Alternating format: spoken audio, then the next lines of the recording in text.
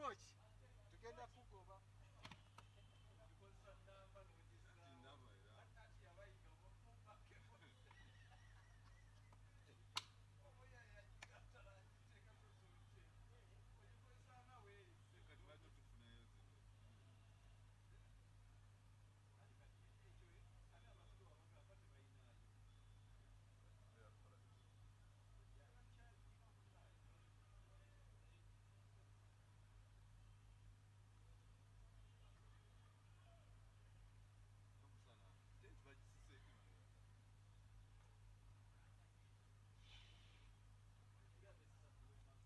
Tegera naye omanyi nti wali abavubuka abaagala okujja eno ku mupiira abali eri ku ofiisi abavubuka abaagala okujja eno ku mupiira kuva ku ofiisi eri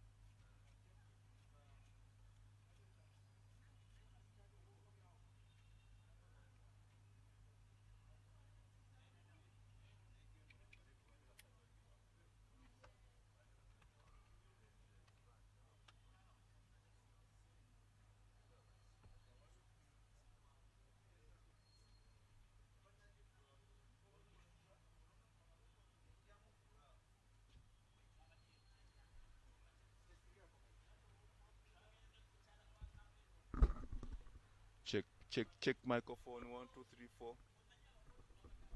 Check 1 2 3 mic 1. Check mic.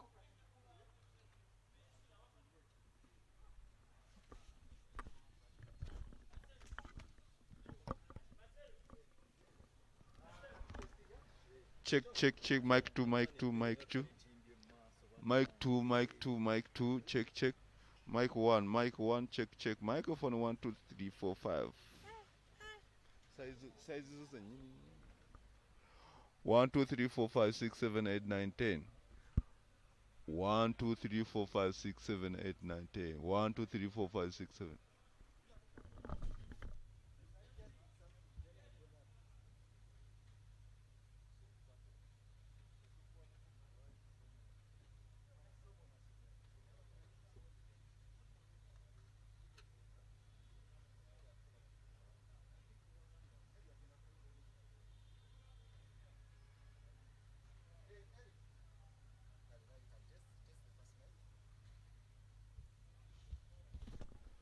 Testing 1 2 3 4 5 6 7 8 9 10. 1 2 3 4 5 6 7 8 9 10. Sound check 1 2 3 4 5 6 7 8 9 10.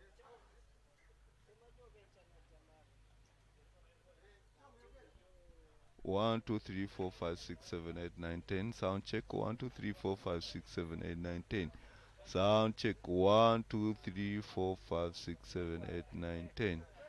1 2 3 4 5 6 7 8 9 10. Mic 2 1 2 3 4 5 6 7 8 9 10. 1 2 3 4 5 6 7 8 9 10.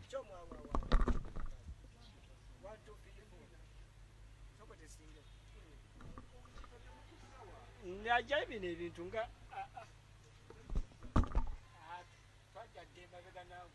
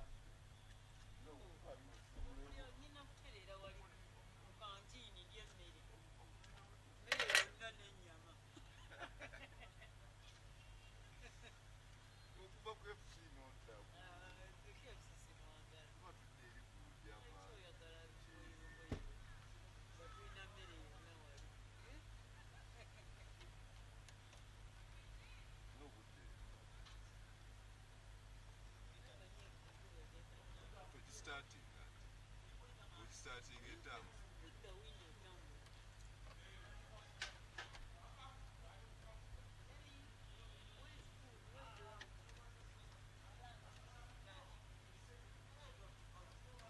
It's your black.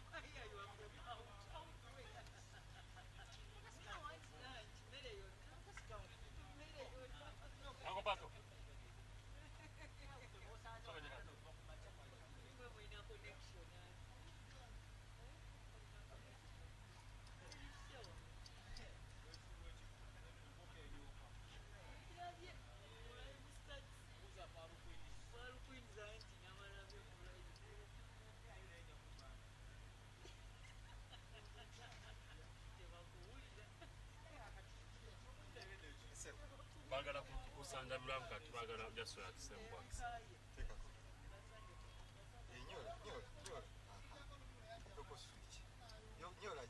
Switch yes.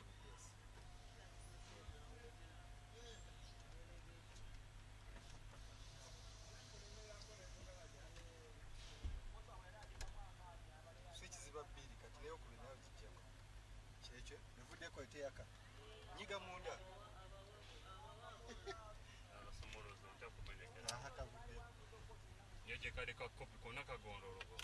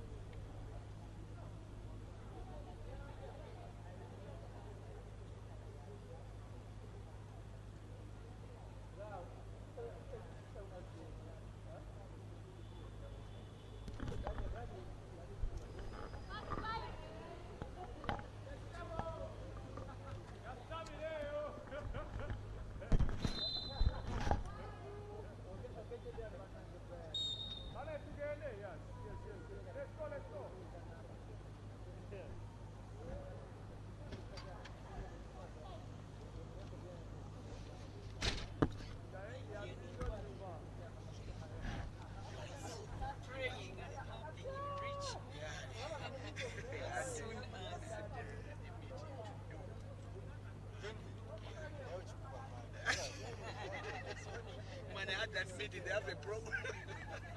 As if we speak. The first time I've seen Vianney related. I had a meeting after the show. Luckily, there's been a little delay. Yeah, that's what I'm doing. Yes, here trying to prepare my opening. Just looking at the standings. Because you know Navisos has just beaten Pearl Queens. And then Miracle has beaten KIU. So it's just, of course, they haven't updated, but I don't think that will have to change much. And the Tensa is still in the relegations. Because that's just their 4th win. While Miracle has now pulled off their 8th win. Yes. Yes, they've played. Today is, okay, I'm looking at the standings. Today is their 20th game. One.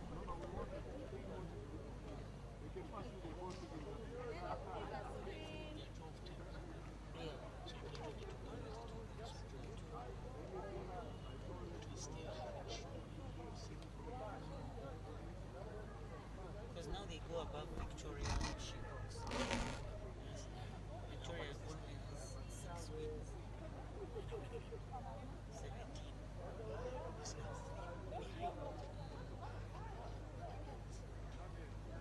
But either way, Navisos Angels. Hello and welcome to the YMCA, where the sun clearly seems like it was born, as it's scorching hot here on the new looking YMCA court, as already relegated Angels are taking on the UPDF Lady Tomahawks in green. Gloria Chomgisha in the commentary alongside John Vianney Simbe, as we bring you this broadcast here on NBS Sport, the channel champion Ugandan Sport, as the Angels off to a good start after Joan Namatov just drove straight through that defense of the UPDF Lady Tomahawks. Following what has been quite a dramatic day, Gloria, as the Miracle Eagles just beat the KIU Rangers by 10.71-61, and that has made the tail end of the women's division quite exciting. Absolutely. Good afternoon, Vianney. Like you said, brilliant tough it looks here at the YMCA. I wanted to run down and see, is it an artificial turf or it's just a different coloring? The paint color is what has brought it out. But it looks very beautiful with the brilliant sun that is shining currently.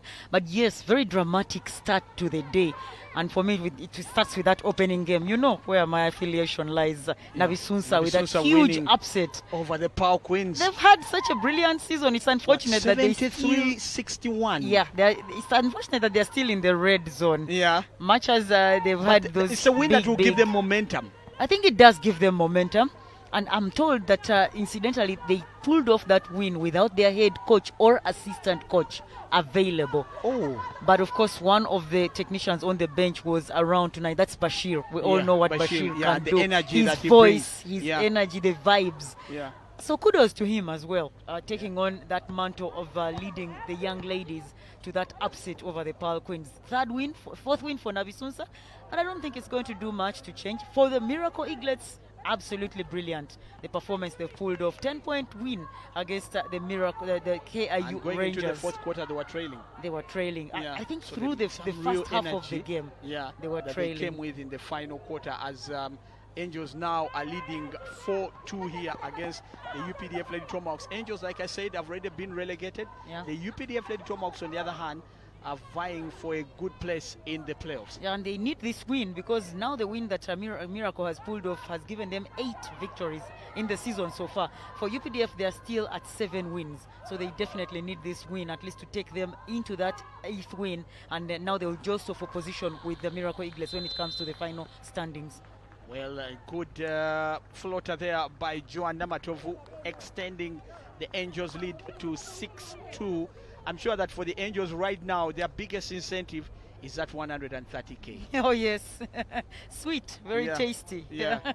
I mean, I was watching you guys on NBS Sport, and Sarah was talking about how she had actually forgotten what it meant to be for your account to be credited with that 130K. So absolutely. I'm sure she's smiling right now, because her weekend has been sorted. Yeah, even last weekend. Even last weekend was sorted. So 2 weekends in a row. Yeah, I guess the Victoria She Crocs. definitely it must feel good for the Miracle Eagles, because it has been a troubled season for them. It has. As I'm sure it has been the case even for the Angels, who we have before us.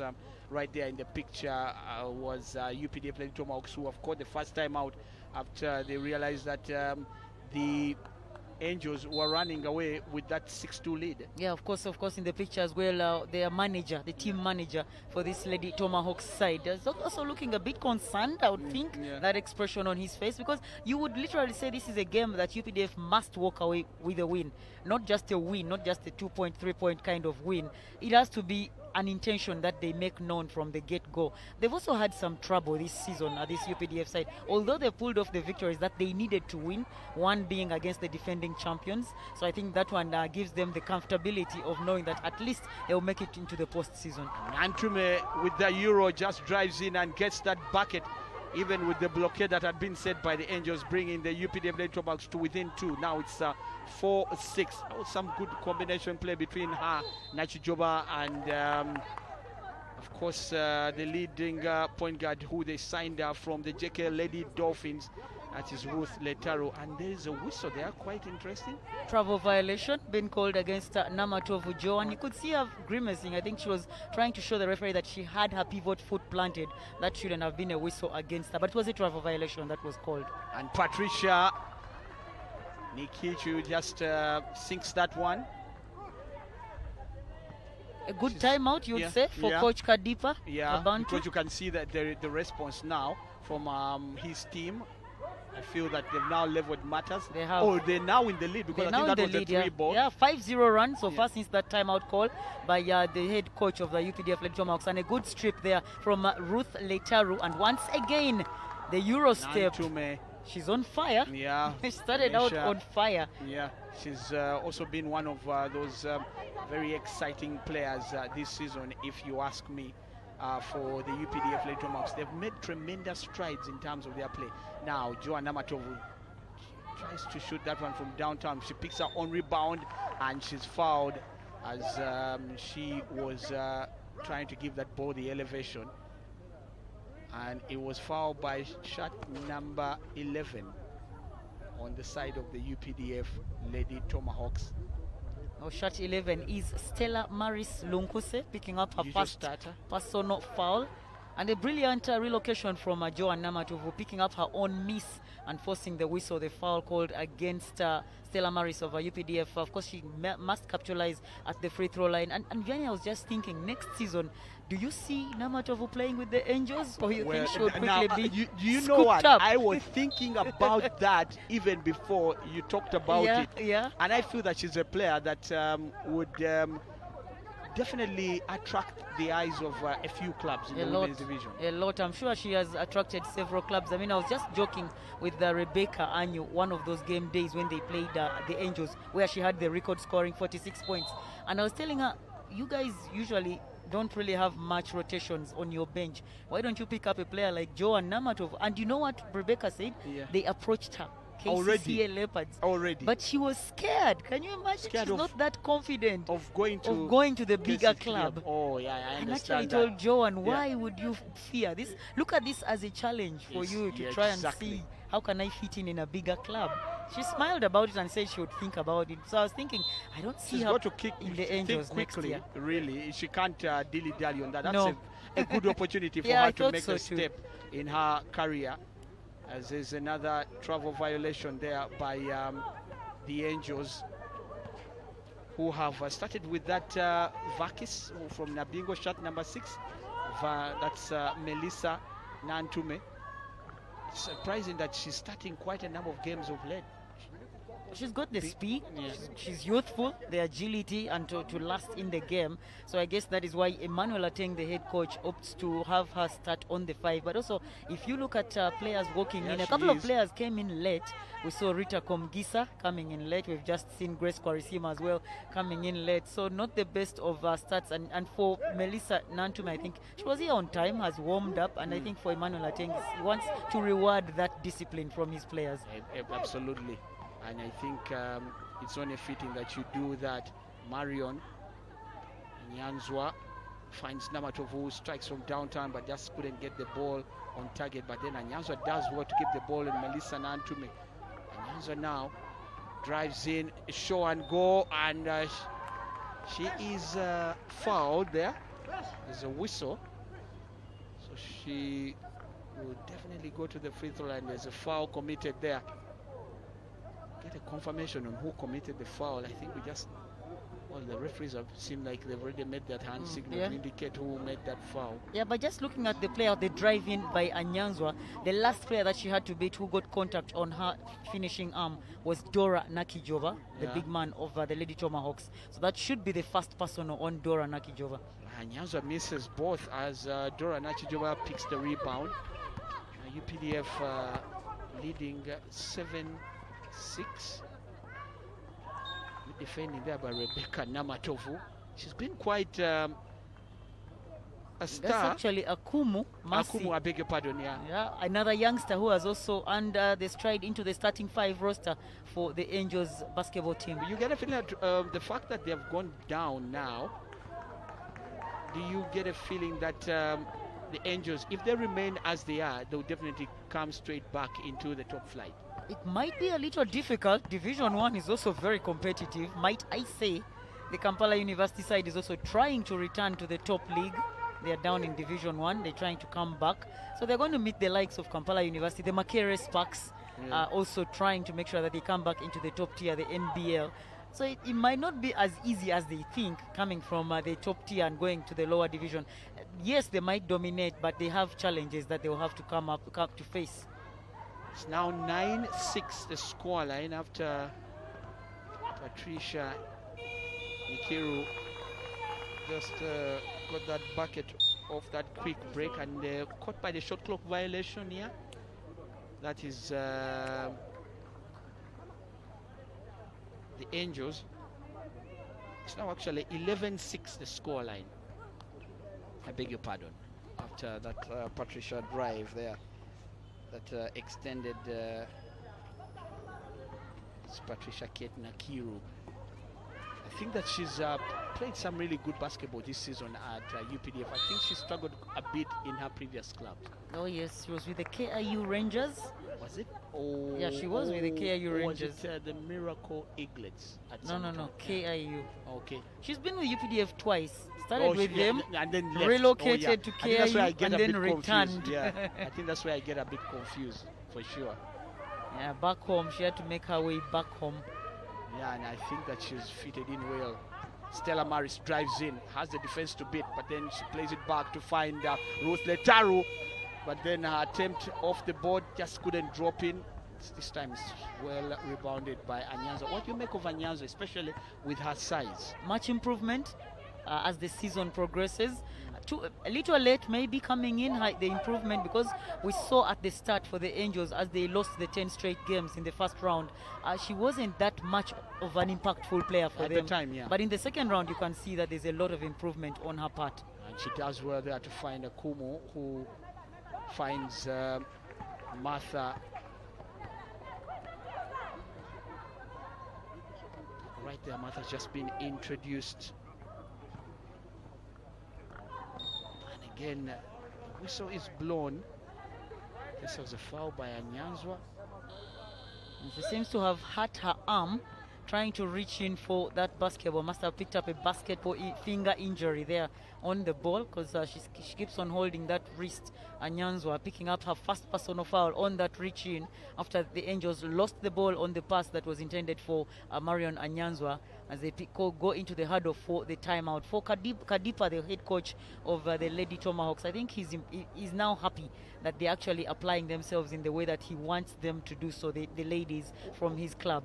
So that's the one, the gentleman looking at their phone on the left of your picture with that brown striped shirt is the assistant coach of the Miracle Eaglets, and clearly he looks like he's focused on seeing whether the money has landed onto his phone. The 130K following their win. That's Paul Kato. Yeah. So if you know him, he's a guy that you definitely have got to meet this evening. He'll be a rich man.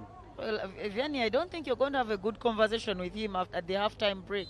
Oh, why when he not? comes to check on you. Why not? Because he's looking at the money and whether After it you has come. outed him for checking his... And now you can see his app is showing. Tabako.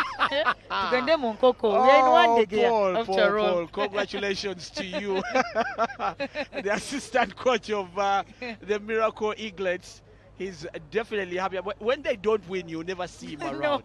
Now that they've won, he's got to stick around as he waits for the gentleman who brings the chicken. The chicken, Mosei chicken. I wonder how many pieces he's going to order for. Oh, he's already placing an advance order. No, but surely, why doesn't he also look at us? Yani, you've really petitioned for that 130K. Sarah Yahweh should at least send you 10K maybe this afternoon. She should take me for breakfast on Monday. 2 successive weekends where I have prayed for them and they have succeeded, so they should actually reward me as well. Of course, Chendia Turinda Maureen has made her entry for the UPDF Lady Tomahawks, and I guess Naki Joba has been taken off, as well as another change. Kakai Vanessa has also come on. Imagine it's in the place of Nantume now. Stella Maris, she played that ball really badly there, because you could see that there was a bit of a relocation from Ruth Letaru there, shot number 21. This is a new jersey from for these UPDF ladies. It looks very beautiful. I like it. I like the you greens. like the camouflage? Yeah, I like the greens. Or rather the collage of the colors. It looks very nice. Whoever designed it did such a good job. Yeah, but a bit oversized, because you can see no, how Ruth is small. Because if you look at Marina Tulinda, I think it's for her, it's fitting. It's fitting. Yeah, the I think Stella teams have got Maris to look at the size of our players and make them jerseys that actually fit them. It's important, not just for one player, and that's Tulinda who does well there on the block. And now Kakai Vanessa. And finds Abba, who's also just been introduced, shot number 12. Some good rotation of the ball there. I like the way they're moving the ball around, but then they lose it there as Martha Oluka gathers off Stella Maris Lunkuse. Remains 11-6 the score line. The team in green are leading 11-6. Namatovu now. Nantambi trying to post up, but then the whistle goes. There's a foul on her, on Nantambi. It looks like that should be a Vanessa Kakai foul. She reached in on the basketball on that dribble from Nantambi of the Angels. So that should be the first personal one on Kakai Vanessa of the Lady Tomahawks. Angels, Nachiriowa now gets the pass in, but that's really off. I clearly don't understand what Nachiriowa was doing there. Did you get it, Nachiriowa Belinda? Well, she seems to be communicating and saying maybe come closer so that I can be able to make the pass get to you. That is from Nachiriowa, from the communication that you could see her giving to her teammate Nantambi. A good spin move there from the UPDF Lady Tomahawks post player. It's Mitch Barbara Nacho. Good bucket there this time again from the UPDF Lady Tomahawks, taking their tally now to 13. Why does that name sound familiar, Vianney? Nyadoi. Has she grown taller? She was with Navisunsa. Mitch Nyadoi. Yes, she was with Navisunsa. That's She's true. grown taller. Or maybe the hairstyle. Also, The hairstyle. She But didn't yeah, have the the name plaited hair. really sounded familiar. but somehow you feel that the Angels have gone cold. And just look at that space that's been left behind. And that's a bucket from Kakai Vanessa, who is fouled at the same time. And she will go to the free throw line. Well, coming off a good pass from Mitch Nyadoi, top of the key into the cutting Vanessa. Angels going to sleep on their front court there. They leave a gaping hole, and Vanessa exploiting that for her first 2 points, which come with a foul. Yeah, it's now 16. Can she make it 17 for the UPDF? Yes, she does. She makes it a 3-point play. 17 points to 6. The Angels have gone cold suddenly. They started off well with the first bucket of Namatovu there, if I remember well. Yeah, Namatovu has 4 points. Yes. Of the 7 points that they have. Of the 6 actually. 6 points. Yeah. So not many players that they can call on to score. They introduce, of course, another Namatovu right there, who was just checked in off the bench as she attempted the first field goal. That is Rebecca Namatovu. So possibly that could be the player now that they rely heavily on to get them the points. That's Rebecca Namatovu. That's another good bucket there. This time by a bear for the UPDF Lady Tomahawks. Linda Michelle Abe with the reverse finish over the defense of Rebecca Namatovu. It is 19. It is. And some other changes have been made by this UPDF side. As a brought on shot number 22, Namasaba Fauzia, the one with the head covering. They're really looking disjointed now, the Angels. I don't know if it's about the changes, players coming off the bench, and they've not picked up that chemistry as yet, because we've seen several changes on the 5 for Coach Emmanuel Ateng. Actually, the starting 5 have now been taken to the bench. If you look at the 5 that's on, aside from Namatov, the point guard Joe, and right there in the hustle play, but the rest of the 4 have been rotated. Anyanzo, of course, we saw her grimacing in pain as she walked off the floor. She had to be replaced. So now they are playing a guard kind of combo. I don't think Nantambi is that established power forward that you would want to rely on. So maybe they might want to have that presence inside to take on the challenges of Maureen Atulinda alongside Michelle Abe of the Lady Tomahawks. Fauzia Namasawa finds Linda Michelle Abe, who shoots from downtown, but then her attempt was a bit wayward. All is well gathered by the defense of the Angels. There, double teamed. Naturally, our shoots, and the whistle. In case there was an infringement off the ball there, it's going to be shooting. I think it's she's shooting 3, so she was fouled there in her attempt. Oh yeah. The swing of the arm by the defender on that high contest of the shot from Belinda Nachiria, who is now at the free throw line for the Angels. That's where the foul was called by the referee, because of that arm swing for on the attempt of the shot. I guess the second one dropping. She has a second bite to probably. It's been a while since they scored. Yeah, now she makes it 8. It's hasn't been like about 4 or 5 minutes since they scored. 2 much needed points at the free throw line from Nachiriowa Belinda. Kakai Vanessa. She's trying to drive in, trying to get her teammates involved in the play. Aber, Michelle, who drive in. Such long strides from Michelle Abe. To 21 for the UPDF Lady Tomahawks. And another opportunity missed there by Nantambi.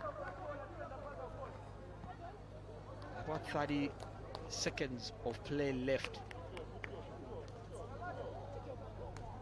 Well, it's been quite impressive. Well, it seems like my clock is a bit behind. It's actually time up for the first quarter. And the scoreline at the break there, 21-8. Oh, for the UPDF side, they had to be slapped awake. I mean, using that phrase, by their coach. They didn't have the best of starts, because that's where the Angels went on a 4-0 run against them at the tip-off. But eventually, after head coach Kadipa called the timeout and had a few words with his players, they came out dominant and finished the opening quarter with 19 points, but also limiting their opponents, Angels, to just 8 points. Angels struggling to score the basketball. We all know their struggles, and that's the reason why you opened that statement by saying they have already been relegated. Their fate has already been sealed. Yeah. So for this, they're just honoring fixtures. But for me, I was thinking, can they now be party spoilers? You can decide to be a party spoiler. And you drag somebody down with you. Yeah, or you just deny them a slot in the postseason. Because it's only the top 8. Yeah. So you just make sure you win the rest of your games and deny those teams from appearing in the postseason. Yeah, that's quite interesting. You know, the funny thing is that that some of the teams that that still have a chance of staying in the division, say Miracle Eaglets, Navisunsa, both lost to the Angels in the second round. Can you imagine? Yeah. And you can only imagine the effect of that result, Yeah. especially on Nabisunsa in the Yeah. manner it happened Oh at yes. the beginning of the second round. Yeah, the 1-point win. Yeah. Yeah. So like I was thinking, for the Angels, of course they are not playing like a team that wants to spoil Actually, that the was party. that was at the end of the first round. That the Yeah, final game of the at first Lugogo. round. So Nabisunsa still has to play Angels in the second They round. haven't met yet. We'll No, I get, don't think they've we, met we, yet. we can confirm that in just a bit. But looking at the way the first quarter has gone, what has been your impression of the two teams generally, starting with the UPDF Lady Tomahawks as we have them in the picture? I like the fact that a couple of players have stepped up for this UPDF team. I don't know if it's the fact that they are donning the new threads. Linda Michelle Abe hasn't had the best of seasons, but is having a good game this afternoon. We've seen her with the huge drive. She's had twice. She's driven into the defense of the Angels, and it has been money for her, finishing off with the points every time she's in there. Patricia Kate Nachiro, you just mentioned her getting improved in this 2026 season. She's stepped up her game. She's a shooter of the ball. She's already buried 1 3-ball in the opening quarter. The likes of Patience Nantume, how she started the game, it was a script that she dictated for the rest of the players coming in. Players like Vanessa Kakai, who replaced her, knowing that the person she had replaced had already put up 6 points. So now that is on your shoulders as well. You've got to perform to that level that the person you've substituted in on the floor has been performing. So the way Patience Nantume started the game for the UPDF team, they've read from that, they've copied from that, and they've continued with that as well. But I think also they come in very confident, knowing that this is really an underdog Angels team. It's such an underdog to them. Yeah. Meanwhile, Nabisunsa take on Angels on Wednesday, 3rd June. That should be quite Fireworks. classic of an encounter. As we welcome you back to the YMCA for the second quarter between Angels in white and the UPDF Lady Tomahawks in green. And Angels just fumble their possession there as they turn over the ball. And UPDF, who lead the game 21-8 after the first quarter, are on the parole here, trying to extend their lead. Now Kakai Vanessa finds Lil, I think it was a bear there, and then the shot coming in from Najoy there, just bounced off the iron. It remains 21-8. Wonder whether the Angels can turn around their fortunes, as naturally were with the mid-range jumper. That was good, getting them to 10 points, 10-21. They can turn around their fortunes if they continue with that kind of play. The first possession for them wasn't the best. The spacing I thought wasn't good between the two players, and they eventually turned it over. But now the first bucket they bury through Belinda Nachira. If they can continue to do so, take the opportunities as they present themselves. And that's a good one off the board there by Rebecca Namatovu, who has also been quite impressive this season. She has. Since she joined the Angels. She's one that I'm sure also is going to be sought after largely by quite a number of teams. A good steal there by Namatovu Joan off Kakai Vanessa, and then Kakai puts pressure and just sends the ball out into touch. So far, a good start for the Angels in this second quarter. 4-0 run against the UPDF Lady Tomahawks. As you see, the point guard of the Angels, Namatov Joan, who is likely to play the full 40 minutes this afternoon, seems to be catching her breath there. With a good steal, she came through, but was chased down by the defensive pressure of the Lady Tomahawks, who stripped the ball out. Side ball to the Angels as Atulinda Morena is withdrawn, and in her place is Stella Maris Lunkuse. Now the Angels, Namatov just doing almost everything, brings the ball forward, and that's a good shot. It's a good drive by Namatov. I wonder why she's afraid of making the move when she's making such shots. She clearly is ready for that climb up. And I guess she's seeing KCC Leopards as such a big team and wondering, will I even feature on the roster to play? But a good pull-up jumper from Joan Namatobo, who now secures the basketball for the Angels. 6-0 run in the second quarter. Very good start so far. That takes their tally to 14 points. The inch closer. Yeah, 14-19 the score. 14-21. 21, yeah. So it's a 7-point game. Rather, Namatov again injecting the pace, finds the pass there to Rebecca Namatovu, and now shooting from downtown Luka. Just couldn't. Actually, it was Martha Ikiru. Martha Likicho there. And now UPDF. Now that's a good fake there coming in from Lunkuse, getting UPDF their first bucket of the second quarter. Also a good pass, entry pass coming in into the cutting Lunkuse Stella Maris. And she knew that the defense was clamoring for that block on her, uses the fake and eventually finishes it off all alone. Keeping the ball alive there was Martha Likicho. Time running out. Likicho shoots from downtown, but ball doesn't touch the iron, and it will be ball to the UPDF Lady Tomahawks. 14-23 is the score line.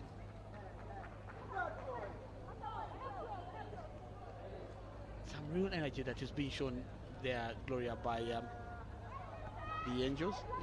I think the talk, timeout talk after the opening quarter is something that Emmanuel Ateng, the head coach, had to drum into them as the 3-ball there, well executed by the UPDF side. Of course, UPDF also making sure that they are making sure that they keep their lead. Yeah, they've they now don't want to turned give it it on. away. That's good defending there to try and deny Grace there of Kwarisima, who was also just been introduced. Her average this season has been 2.6 points per game. Hasn't played so many games for this Angels side. That's when you see Emmanuel Ateng bringing in the size of Akuwe Angel. She's still on the bench, yet to check in for the Angels team. But also UPDF with their new signing, you can see that Maria Awidi has also checked into the ball game. Of course, Maria played out her first round with the Lady Cannons, and she's playing out her second round now with the UPDF team. She's also on the 5 currently to assist Stella Maris Lunkuse in the front court. We haven't seen her play in this game. It's a bit of a surprise as Likicho buries from the free throw line. You mean Awidi? Awidi is now, what I mean is the first time that we're seeing her get on the court. Yet when she was signed, we thought that maybe she was going to be a starter most of the 30 time. plus minutes. Yeah, exactly. But I guess it's about fitting in, because you've already found a roster that is settled. Yeah. Vanessa Kakai with that reverse layup, that was brilliantly executed. 8 points now for it's actually Nantume. Patience Nantume. Yeah, it's not Kakai. Somehow they've got the resemblance. Size, yeah, and the same and hairstyle, the style same of play. size, exactly same position. Reverse layup there by Likicho Martha for the Angels. Gets them now to 17 points. While UPDF are on 28. Awidi now with the mid-range, just doesn't drop for her. So the game is gaining a bit of pace here. It is. Some really frenetic play there. Kwarisima Grace finds the brick wall there and just can't get past the defense line of UPDF Lady Tomahawks. Awidi gets the pass to Lunkuse, can't finish. That should be easy there. Lunkuse gets the rebound there, and this time she buries it. Getting the tally of UPDF to 30. 30 points it is. So Lunkuse had to celebrate that one after missing the easy one. Yeah. But she was on hand to pick up her own miss, and she finished off on the difficult one, which came with a foul, a chance for her to extend the tally for her team on that foul line. A chance for a 3-point play as the point guard of the Angels team is given a breather. That's Joan Namatov, who will walk to the bench. Lunkuse adds to the tally, makes it 31 points. She's come off the bench, but she's already showing the impact that she's made of. A quick break. Lunkuse, good block. That's actually Michelle Abert. Good steal from her. She was able just to pluck the ball out of the hands of Martha Likicho of the Angels and went coast to coast with a dribble, picking up the foul on the finishing. She was denied the finishing for the UPDF team. Linda Michelle also having such an impactful game this afternoon for the UPDF side. The timeout has been called there by the Angels. What do you imagine Coach Ateng wants to give his players right now? Take care of the basketball. I think that would be the key communication from him. We've seen them, if it's not a bad pass, a miscommunicated pass, then it's giving away the ball easily. Last play being the steal by Linda Michelle Abe, easily just plucking the ball out of the opponent's hands, meaning they're giving away the ball cheaply. So I mean that will be the priority communication from Emmanuel Ateng. But also, I think the scoring has again gone down. They started off well, but then again, of the quarter. yeah, it's like they lose concentration midway, and then what has been working for them, they go away from that. Because we saw them move the ball pretty well, and the finishing was efficient. But then now they are going on that ISO type of play, and they are not finishing off. So I think those are some of the things he might be addressing in the timeout talk.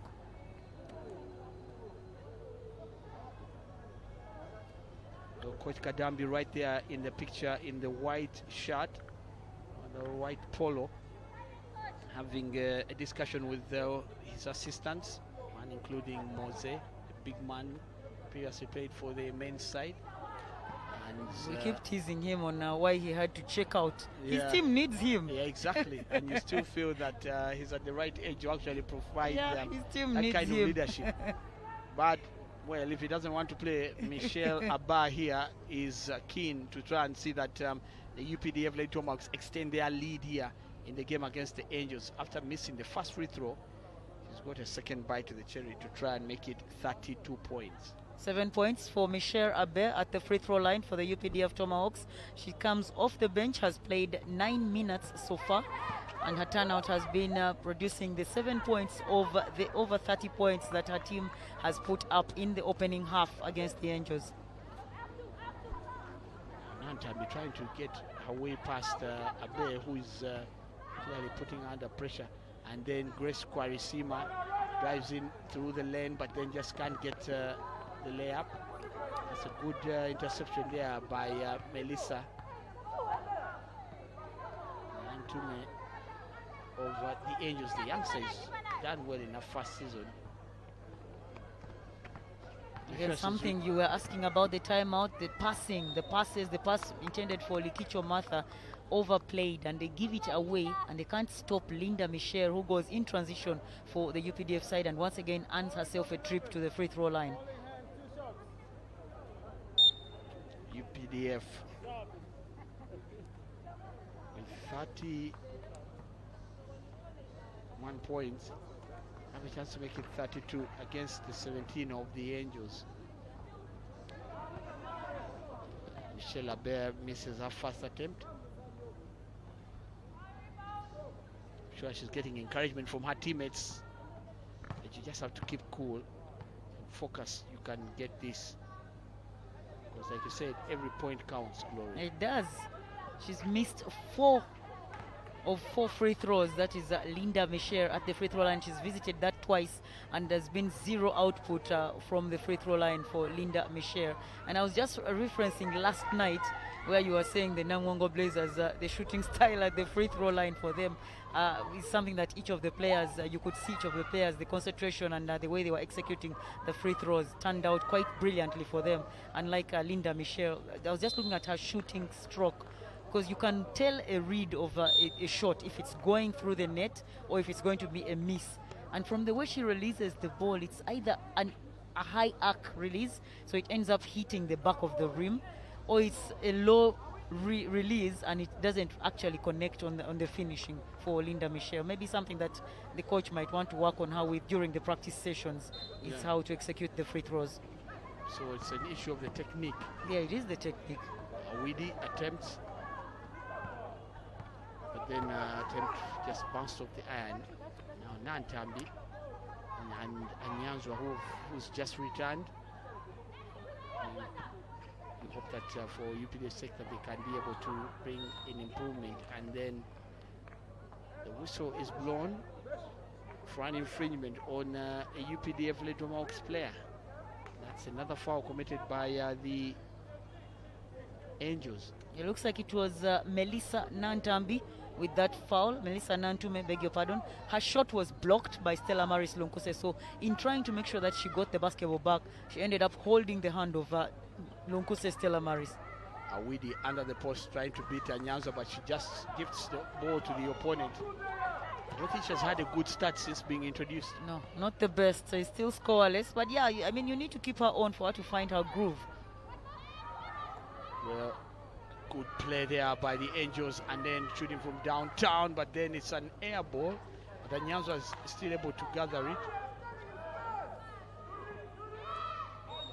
I was trying to find Likicho. Martha was dribbling her way into the D, but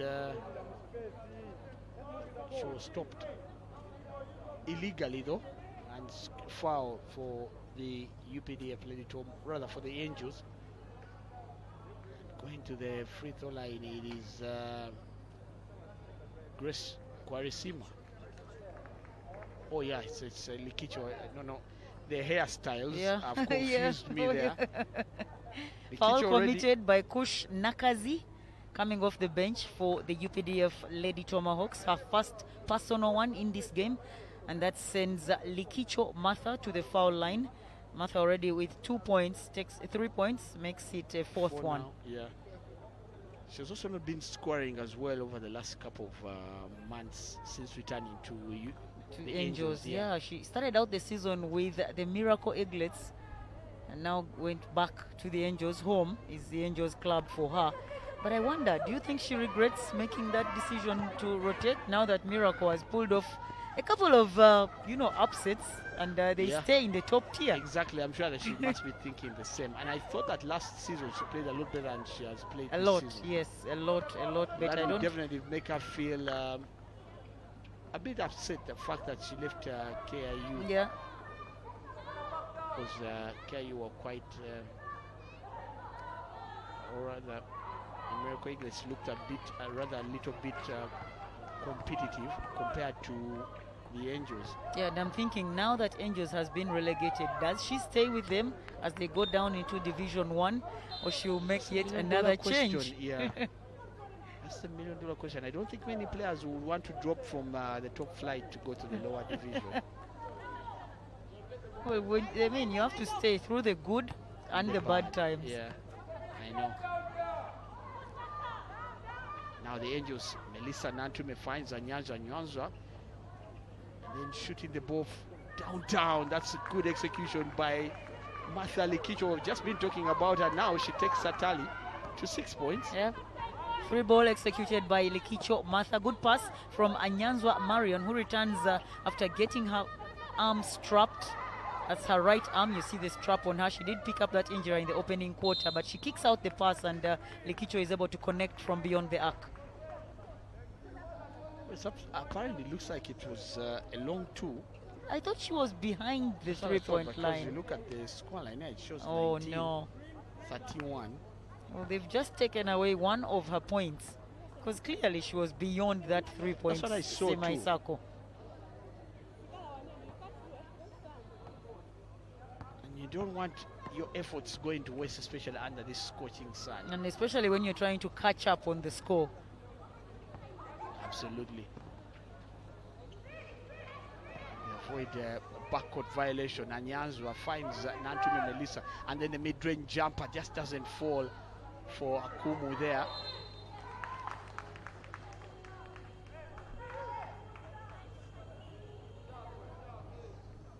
It's a foul committed by shot number 11 of the UPDF. Stella Maris Lunkuse, second personal on her. The referee says she had a hold during that rebound scuffle. So it's actually confirmed it was a 3. Not, you could see her feet, honestly, and I think she and wanted the 3. Exactly, and it's actually a 22-31 points game right now. It's a 9-point game. UPDF still lead, but then Angels giving themselves quite the opportunity and the chance there. Kakai finds Ruth Taru, but then good defending this time by the Angels. Able to secure the rebound. Ruth Letaro's attempt from downtown, not successful for the UPDF Lady Tomahawks. And that's a good execution there by the youngster from downtown.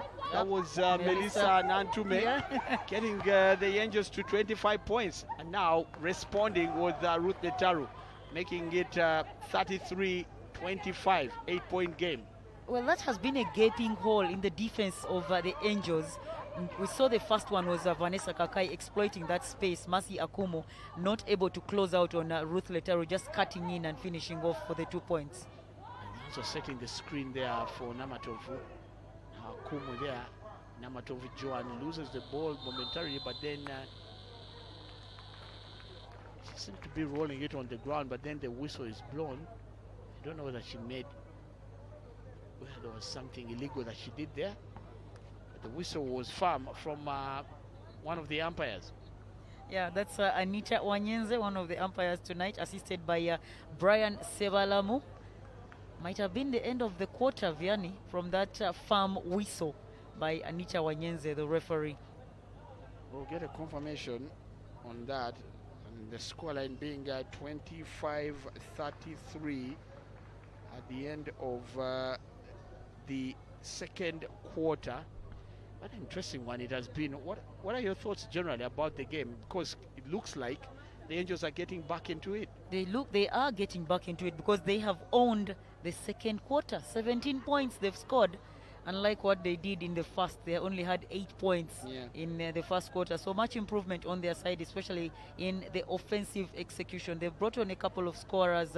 Martha Likicho has found her rhythm, and right behind her was Melissa Nantume, who had her first contribution from downtown, the 3 points. So they owned the second quarter against UPDF. UPDF only scoring 12 points. That is lower than what they had in the opening one. 19 points in the opening, but only having 12 in this second one. You can see one of the technical staff there, the team manager, actually had to walk from his spot where he was seated, and you could see the firm communication he was making to the players. I don't think he's happy with how the second quarter has turned out for them. Yeah, absolutely. I don't think that even the coaches either could be happy. But if you're just joining us, well, don't feel like where are we? Well, it's the YMCA in Wandegi. A new surface has been laid, and the basketball that also is being played here is clearly quite interesting. As UPDF Lady Tomahawks and the Angels go into that halftime break with a scoreline at 33-25 in favor of the UPDF Tomahawks. 8-point lead that they have live here on NBA Sport. We'll be back shortly with the second half.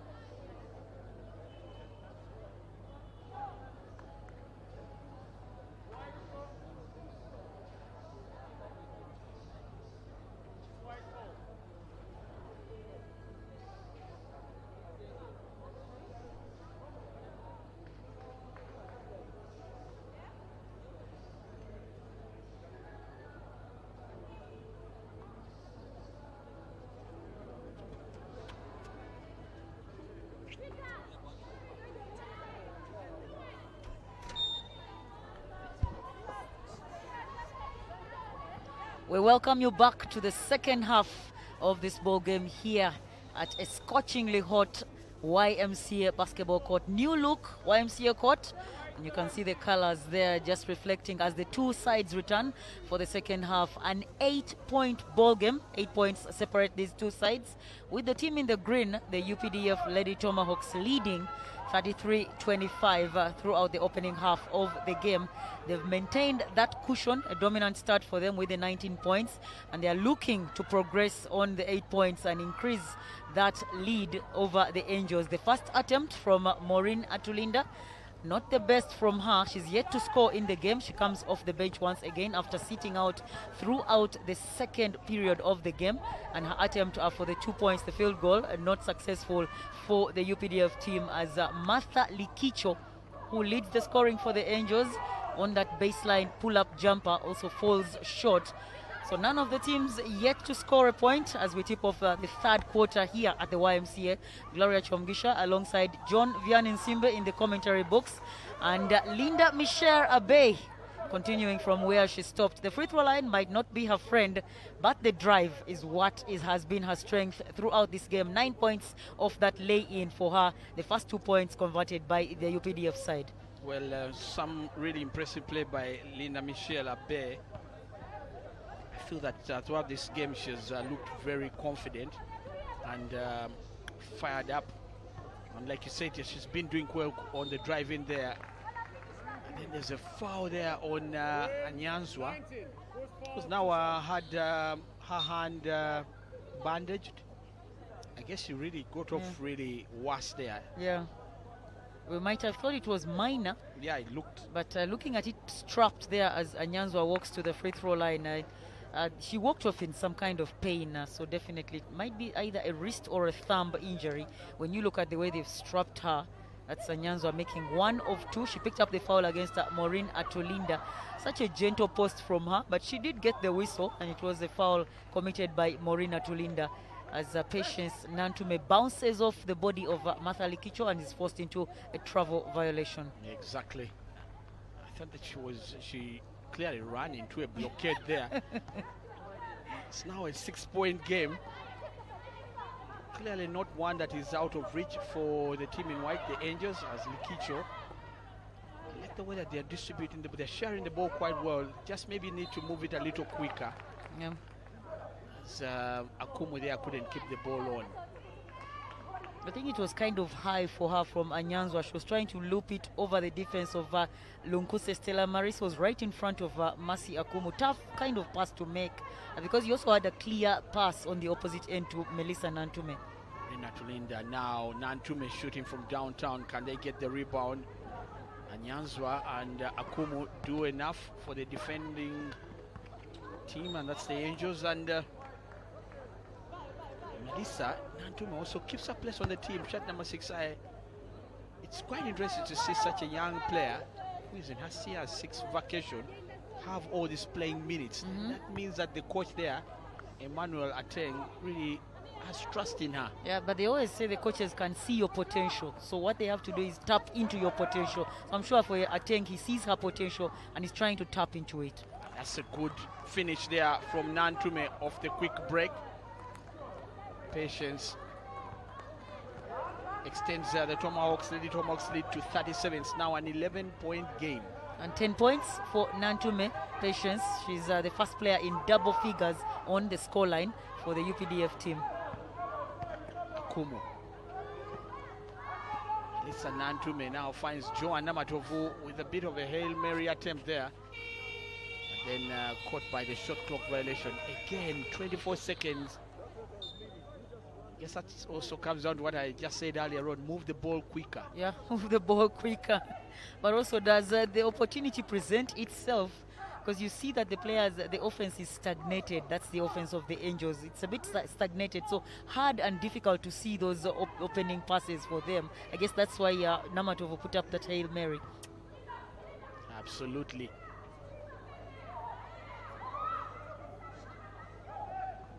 Good play there, Morina Tulinda. Finds Nantume again. Good relocation there by Stella Maris, and Morina Tulinda punishes the Angels, making it 39-26. at the low post there. She was positioned quite well, and I guess that's also making a difference. That's where you feel Anyanzo has got to try and make her presence felt. A lot, because Morena Tulinda, once she gets the pass in there, she's just a soft touch on the finishing. She's definitely will bury you from that right under the rim. Her first 2 points coming in right under the rim. Joanna Matovu foul there by Nantume. It's going to be a side ball for the Angels. Had she gathered to score? I'm trying to run back that play. No, she still on the two steps. Okay. Yeah, well, so not a shooting foul. Rebecca Namatovu, Lisa Nantume drives in, gets the bucket. That's quite impressive from the youngster, but also some real confident play from her. Why do I think she didn't even know where the rim was? She just get it on the backboard. Yeah. Get it on the backboard. The backboard is your friend. She'll get you the 2 points. Good Shari, Turinda, but then picking the rebound. Stella Maris Lunkuse making it 41-28.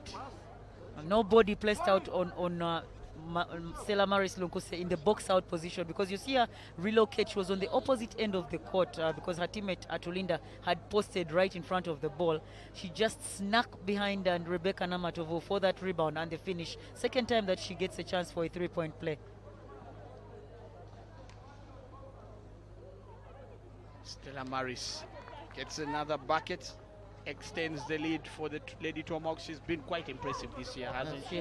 She has. Small in size, but very productive, very impactful for the UPDF team. I think that for the average female basketballer, she's not really size. small. Yeah, she has some no, size. I'm because of the position she plays. This is where I come from by saying she's she small. plays as a power forward. If you put her against Anyango Matrina, what are the results going to? Awidi Maria, her own teammate. Yeah, because of that position, it's quite. But I think she's by and large number 3. That should be her position. Yeah. Good interception there by Anyanzo, but then it seemed like she was hurt there. She was coming in to make that block. And Melissa Nantume, but then her attempt there as a foul there by Luca Martha. Right there in the picture. First personal for Martha Oluka, blocking foul on Ruth Letaru after they had secured the rebound. The UPDF team, the attempt from the baseline not good enough for the Angels, who are now down 12 points. UPDF stretching it to a 12-point lead in the third quarter. Dora Nakijova reintroduced, and Morena Tulinda will take a breath. Yeah, of course, we'll take some break that needed. She's been really battling in the paint there. As Ruth Letaru found good position for the mid-range by Abe. Michelle, she's really done well. Give us an update on her numbers, Gloria. 11 points off that baseline bucket for Linda Michelle Abe. She takes over the scoring. Top scorer so far for the UPDF team, right behind her teammate Patience Nantume, who has 10 points. So both players now in double figures. And we're trying to find the teammate as Melissa shoots there. Ball just bounces off the iron. Attempting from the corner. Nantume now. Stella Maris thought about the 3, but then she leaves that to the expert in Ruth Letaru, who sinks it, making it 47. I guess it was a good idea to give up the pass from Stella Maris Lunkuse, who I think thought about shooting it, but then saw a wide open Ruth Letaru. So a good decision from Stella Maris Lunkuse. She's rewarded by the 3 points from Letaru Ruth. Good position that Ruth Letaru was in, unchallenged. All she did was to set herself up and release the ball, and what precision she showed there. Oh yes, UPDF now taking charge of the game against the Angels. Again, they now have to rally back from the 17-point deficit. Going to be quite difficult for if you're an Angels player. And of course, Patience Karungi there of the Power Queens. She's closed out. I guess I'm sure she's not happy about what happened earlier on in the day as she lost to her former school team. Yeah. And that is Nabisunsa, for whom she played for quite a while. She lost to them. Not even looking at her phone to Yeah. see if that notification has come in. No, she has got to be in the shed. Yeah. to try and guard against the Sun. But what a result that was for Nabisunsa. And then you look at the Power Queens, real disappointment. Yeah, it must have been. I don't think the coaches were happy by the way the team had played that particular game, because, like I said, some of these fixtures, teams come in knowing, you can come in knowing it's either going to be a battle, a bloodbath, or it's going to be a game that you just have to take charge of, take control of, and walk away victorious. And I don't think, well, I'm just saying, I don't think the Pearl Queens were confident enough to get that victory from Navisunsa. We know how stubborn Navisunsa players can be. They will stay with you, play toe-to-toe with you. It's you to create the gap between you and them. But if you don't make that intention known quite clearly and early enough, then they snatch the win over you, and it was a convincing win. And the thing is that the one aspect that this Navisunsa side has is that they have got the fight. They'll fight That's until why I and then said they've got the numbers. if you leave them to stay as close, they'll get over you. Yeah, because I wonder whether the Power Queens had the numbers, the full squad, because that could also have been their biggest challenge. They should have. Because had remember the full- last few games they've been playing with 8 players or Yes. 7. Yes. And now if you're taking on a team that has got a full squad of 12, they can just stretch you on just simply the numbers, Well, regardless of how much experience you may have. I'm just looking at the stats for that game. That is the Pearl Queens versus the Navisunsa team. They lost that one. Pearl Queens. They had a full roster this afternoon, Vianney. And incidentally, Patience Karunji did not play. Wow. She's on the roster, but she's the only player that didn't step on the court. Quite interesting, especially Yeah. when you consider how well she's been playing of late. Yeah. Well, the scoreline remains a 17-point game, 47-30. Lady Tomahawks leading and clearly looking dominant. Playing quite well. Entry pass to Nachijoba, get off the backboard into the bucket. First Makes it points. 49-30. First points for Dora Nakijova off that pass from Ruth Letaru. Mid post for Nakijova Dora and gets it off the backboard. Again, I say the backboard is your friend, and especially when you're playing at this YMCA basketball court, the backboard has got, you have to make it your friend. An attempt there by Oluka Matha, didn't drop. It's going to be a ball for the UPDF Lady Tomahawks as Angels now trail by 19. It's quite interesting to see Melissa Nantume still carry a smile even with that team trailing. She's always a jolly and happy person. Yeah.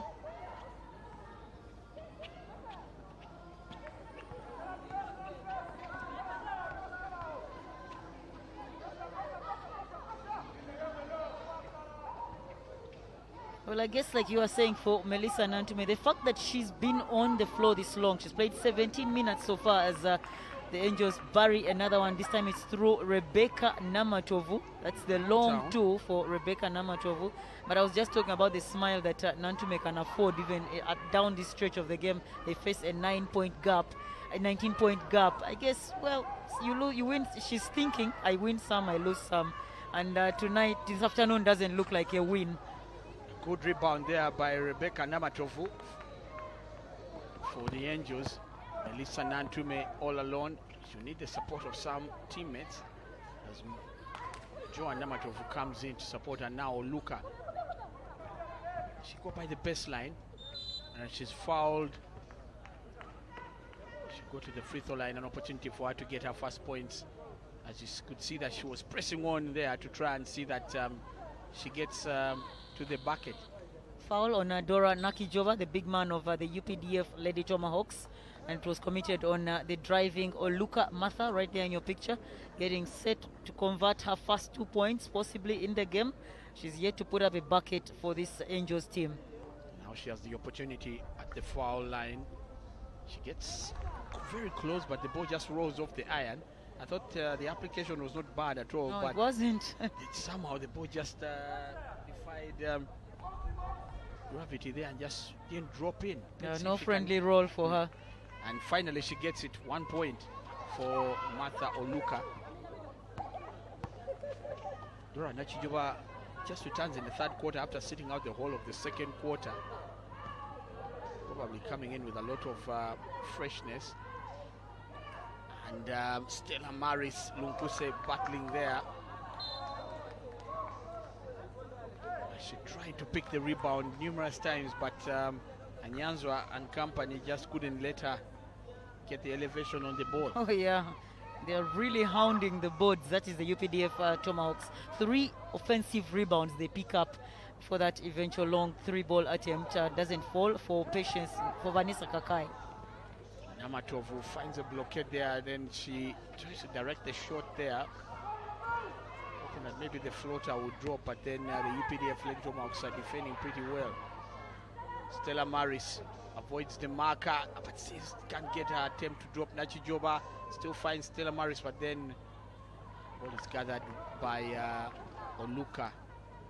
Martha leaves it in charge of Joan Namatovu. Pressure there on Joan Namatovu by the UPDF Lady Tomahawks. Kakai picking the rebound, and the bucket is good after first attempt coming in from Abba Michelle. Total is now 51-33. Well, that wasn't the best of defensive stops, because you have 2 defenders down, your Angels. You have 2 defenders. That was Joan Namatovu alongside Marion Anyanzwa, as the Angels again almost turn it over, but they could not guard the trailing opponent, who was Vanessa Kakai, and she punished them. Michelle there trying to assess the movement of her teammates there. Kakai from down bounces off the iron as Samuel Hustle play there in the D, but then there's a foul by Kakai committed on Martha Oluka. First personal foul on Vanessa Kakai, a reach-in. She's trying to strip the ball out of Oluka Martha's hands, but she already had that rebound secured, so that will be the first personal on Vanessa Kakai, who can afford a smile, because she knows picking up the first one in the 3rd quarter doesn't mean that she's at a risk of sitting on the bench with the coach. She gets to stay in the game because she just picked up the first personal foul.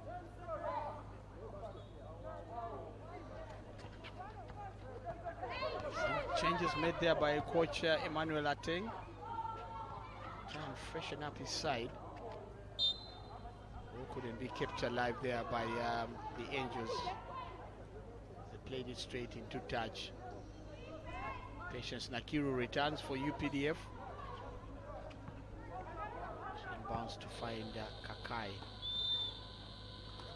Well, that marks the end of the 3rd quarter. It has gone by pretty fast, and UPDF Lady Tomahawks are looking pretty good and comfortable there, leading the game. 51-34 is the scoreline at the end of the 3rd quarter. 51-34. Your thoughts, Gloria, on this 51-34 scoreline? Well, I'm looking at how the quarter has panned out, and Angels again going back to their struggles, offensive struggles.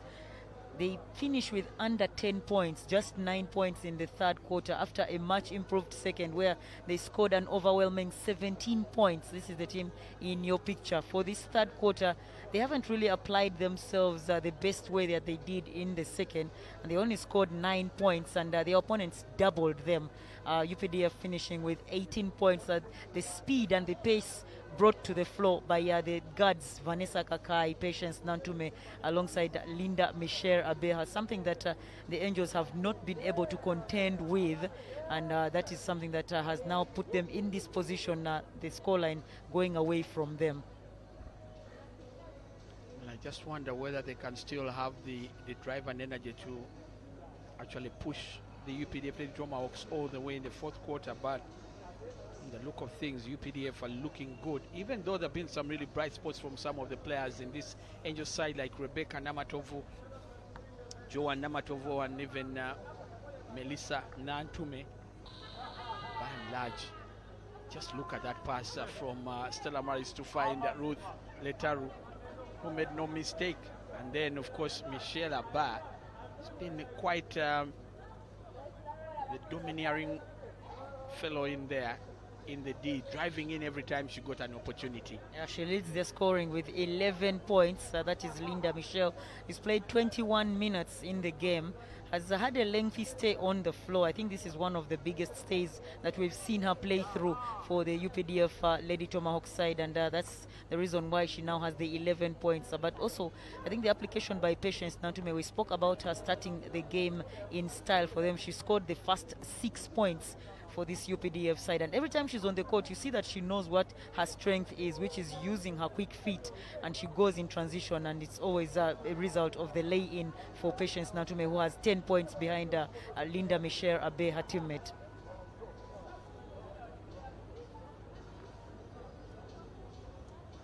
Well, it may seem a bit difficult in my view for the Angels to get back in this one, especially considering how the UPDF are playing.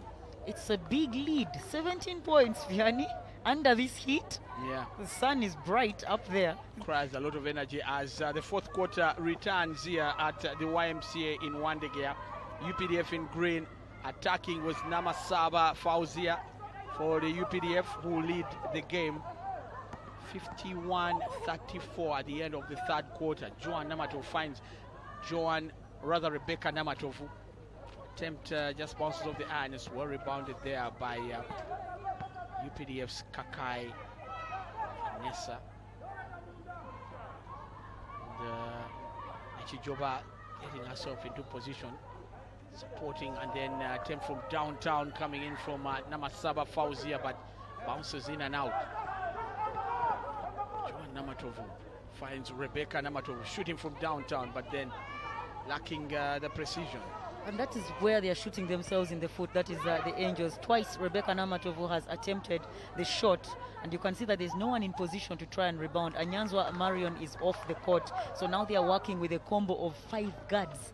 That's the Angels. So the plan should be drive in there, either draw the whistle, which is exactly what Melissa Nantume has done, because you don't have presence to hustle for the rebound over the likes of Dora Nakijova or Mitch Nyadoy of the UPDF side. They still have Torinda Morin as well. Now there's a foul committed by Kakai Vanessa on Melissa Nantume,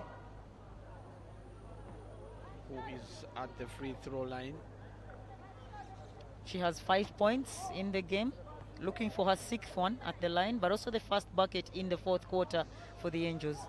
She misses both her free throws, and this is a point where you feel that the Angels can't afford to miss any scoring opportunities. Absolutely not. Anything given must be something taken. They give you the free throws, you have to bury them.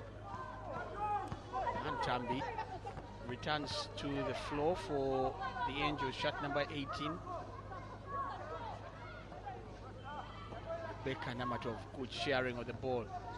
Joa Namatovu, it's a floater but doesn't drop, and there is a whistle for a foul. The foul is committed on an Angels player. I wonder whether it was Nantambi who was fouled. It was Nantambi in that position. Foul might have been picked up by Namasaba right there, trying to deny the inbound by the Angels. She picks up her first personal foul, a shove on the back of Nantambi. 34-51 is the scoreline in the fourth quarter. UPDF Lady Tomahawks, definitely be a handful for whoever they meet in the playoffs. What do you think? They will. They definitely will. What are the possibilities? Who are their likely opponents in the quarterfinals? Because right now, they stand at 7th or 6th? 7th place. They're in 7th so place. Basically, that means that they take on the second placed, say, UCU Lady Cannons. Yes. How do you think that would go out in a 3-game playoff? I think their fate would be sealed if they go up against the UCU Lady Cannons, because we all know what the Lady Cannons bring to the table, but also what they bring during that post-season run. They're a team that turns it around. So they will definitely want to go away from that 7th place if you're UPDF. And Coach Emmanuel Ateng not happy about the way the Angels are played there in allowing Vanessa Kakai just get an open lane and run through and bury a bucket there. Can they respond? Melissa Nantume, UPDF doing well on the rebound. Clearly, like you said, UCU Lady Cannons will be outright favorites, no doubt about it. But seeing the kind of progress that has been made by this UPDF Lady Tomahawk side, a team that would definitely leave you with a few scratches here and there. They will bruise you. Yeah. It will be battering. They're such a physical, very aggressive team. That is the UPDF team. So definitely any opponent they take on in the postseason, which will be the quarterfinals, will face it. They might go through, but they'll go through with wounds. Kakai now running at Joa Namatovu. And then Nyadoe just couldn't get a mid-range jumper to drop. Allowing the Angels to box out and a fresh attack as they continue to trail by quite a number of points. Still there coming in from Namasaba there, Fauzia, but then Lisa tried to intercept Kakai. And Kakai with a roll-in. It's a good finish from Kakai. She uses her speed, shakes off the defense of Melissa of the Angels and gets herself to the rim. Vanessa Kakai bringing more energy offensively for this UPDF side. She takes over the mantle from the scoring guard who was Patience Nantume with the 10 points. And Kakai also gets herself into the double figures. So 3 players now in double figures as Dora Nakijova there displeased with the call. She's been called for a foul on Martha Likicho of the Angels, her 3rd personal foul. That will send Likicho Martha to the free throw line for the Angels, who have only made 1 shot in the 4th and final quarter, and that was at the free throw line from Nantambi of the Angels. So Martha Likicho knows what those buckets will mean, especially in making the scoreline look decent enough. She buries the first one. Some Likicho, again, some weird way in which she directs the ball into the hoop there. I think if we are to look at shooting styles, there's so many different styles when it comes to shooting the free throw. Exactly. And don't even get me started on the three-point shot. Because everybody works with what works for them. Yes. So 2 for 2 from the free throw line for Martha Likicho. First player in double figures. She has 10 points to guide the scoring for the Angels. I think for her personal growth, she'll be encouraged by how well she's played today. As Namasava Fauzia shoots with that mid-range there for the UPDF Lady Tomahawks. Couldn't get it to drop. But Gloria, just what are your thoughts on the new surface here at the YMC, and how is it going to encourage the players, or how are the players going to feel about it? It seems to be quite a good turf. It's holding its own. We don't see any slippery falls from the players. Of course, it's shiny. We are yet to witness what it's like during the rain, but it doesn't look like it will be one of those courts that hold water like the original surface. Now that's Fauzia with a scoop layup there.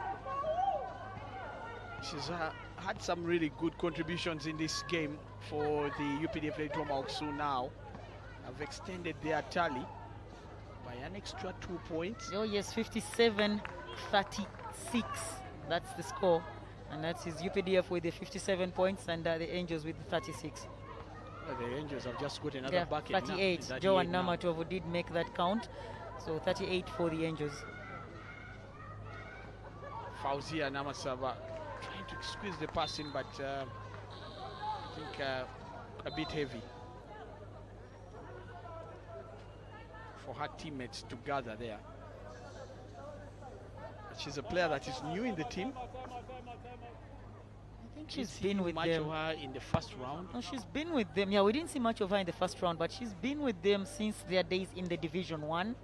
I don't think she's been around since they were promoted. Yeah. So she gets a chance this time in the second round to play with the UPDF team. But she's been one of those mainstays alongside Linda Michel, alongside Dora Nakijova, alongside Lunkuse, Stella Maris, Patience Nantume, Vanessa Kakai. Those are the players that played in the Division 1 as the team acquired promotion into the top tier of the National Basketball League.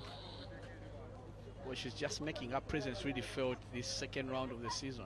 Yeah, 5 points that she has so far in this game for the UPDF team. Has played 13 minutes. Yeah. I think that's a good turnout for her. 5 points. And this season, the UPDF have not had Mutesi. No, they haven't. Yeah. Mutesi is abroad Yeah. studying. Yeah. So I guess that's why now Fauzia has to come in to replace Mutesi. So 38-57, 19-point game, 5 minutes and 10 seconds to play in the fourth and final quarter. It's been quite testing. You feel that with this new surface, Gloria, there will be less threat of injuries? Oh yes, and I like it. If you look at the picture right now, you see home team. They are making the demarcations clear because we always have a home team and an away team. So if you look at the UPDF side, this afternoon they are playing as the away team. That's where the controversy of the color jersey, the issue that we had at Lugogo. When you're the away team, you're wearing the darker color, which is what UPDF is donning. Exactly. And when you're the home team, you're donning the light color. So I like that YMCA has made that prominent for any of the teams that will be coming here to play any game of basketball. You're clearly aware that I am the home team and or I am the away team. But I like how it's looking so far, the surface. 4 minutes and a half to play in this quarter, and Angels have 39, by the way. It is 39-57, the actual scoreline. That was a 3-ball from Joe and Namatov. Yeah, not a 2. Yeah, 39-57 is the scoreline. Melissa driving by the baseline and finds Nachirioa with a mid-range jumper. That's a good finish by Nachirioa Belinda, making it 41-57. So it's 16-point game. 4 minutes to play. Good entry pass by Nakiru, try and find patience, but I guess she was already marked. It was always going to be difficult for her to really get into good control of the ball there, don't you Yeah, think? that was such a difficult pass, trying to make it into the hands of the cutting Kate Nachiru. So definitely there was an interception by the defense of this Angels team, and they allowed an inbound from the baseline for UPDF. The ball had been given away there by Melissa Nantume. She said by the fact that UPDF Lady Tomahawks couldn't gather, the ball went straight into touch.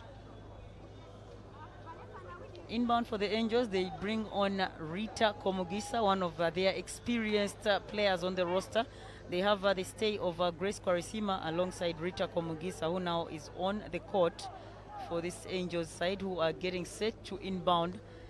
They need to close out on this gap by the UPDF side, but so far it looks like UPDF has taken that locker room bonus this afternoon. Good drive in there by Rita Komugisa, getting the Angels to 43 points. They now trail by 14. We have 3 minutes 49 seconds to play. Is it enough time to get over the 14 points? I wonder. Of course it's enough time, but I wonder whether it's enough for the Angels to actually build some bit of momentum and get say 7 baskets in within no time. Well, it starts with Rita Komugisa burying the foul shot. She completes a 3-point play, but also application defensively, apply the pressure, deny the second chance opportunities like those from Stella Maris Lunkuse. Good find there to try and get Awidi, but Awidi couldn't gather as Rita Komugisa was in the right position to make the interception. Now, Angels playing with a lot more energy, and an attempt there by Rebecca Namatovu. Didn't drop this time. Getting UPDF off the hook and then attempting downtown. UPDF, I don't know whether there was any need to attempt from downtown there. And that's why you've got to try and be cool and collected. Well, and that attempt was from Kushnakazi, as Rita Komugisa shows her exactly how it's done. Rita Komugisa bringing some energy to the offensive plays for this Angels side. She has 6 points in a spell of just 1 minute. And Willie just cools the temperatures here for the UPDF Lady Tomahawks, taking the attack to 59. Yeah, she's reminding them that they have the lead, and they're making sure that they maintain the lead as Awidi gets the 2 points to drop for UPDF. Driving in, Belinda Nachirioa still can't get this time. Attempt to drop. Coach Nakazi driving in, robbing the attempt there, but then Rita Komugisa, a good rebound to find point guard there, Namatovu Joan. Joan from downtown, and it's a 3 that sinks in. So Getting them to unconventional. 50, and they're now 9 points behind. Such an unconventional release. Did you see the release by Yeah, Johan yeah, Namatovu? Yeah, it won't matter at this It point won't in matter. time, will it? A bucket is a bucket. Yeah, it won't matter. And it And- is celebrated, the 3 ball by Johan Namatovu, her second one this afternoon for the Angels as they bring it down to under a 10-point lead. 9-point lead for the UPDF side, and it forces a timeout talk from their head coach, Kadipa Kabangu. Right, they are donning the white collared shirt and the white cap because of the scorching heat here at the YMCA. I don't think he's impressed with how the Angels have played, especially their defensive stops in the last 2 minutes, allowing the 3 ball. Richard Komugisa had the 3-point play, came back and nailed one from long range, and also allowing Joan Namatovu also to check in with that stylish finish for the 3-point shot. So I think that's some of the things that Kadipa, the coach of the UPDF side, is addressing. The defense has gone down a notch from his side. They need to continue with the pressure. Well, that I they guess, had. coming into the fourth and final quarter when you're leading by the lead that they had, 17 points. I guess it created a bit of a comfort feeling amongst the players. It must have. Now, It thinking must that maybe have. the game was already done and dusted. Yes, oh yes. But also I think, like they say, the coaches also have the luxury of rotating players. He's taken off the guards that were hounding the basketball, exactly. getting the quick steals and quick offensive Wanted transitions. to give the other players a chance as yes, well. and that's where the momentum has gone down for his team, the UPDF team. Namatovu has experienced Rita Komkisa now. Now Belinda Nachiriowa just couldn't get the elevation right as Nantume returns. Well, that's the change that Yes, he sir. had to make, the coach of UPDF, And of after course- seeing that the tempo had gone down Yeah, and of defensively. course, Ruth Letaro also returns. And they get the bucket.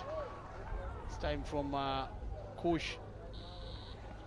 Nakazi gets them to 11 points difference. I guess now they will feel that they have it sewn up. 61-50 is a scoreline. Yeah, once you have a lead that is in double figures, you can count yourself as good as a winner on the afternoon. That lay in by Coach Nakazi, the dagger in the chests of the Angels team. Her first bucket, and it seals the deal for the Angels, taking them to an 11-point lead, 61-50 here at the YMCA over the Fighting Angels.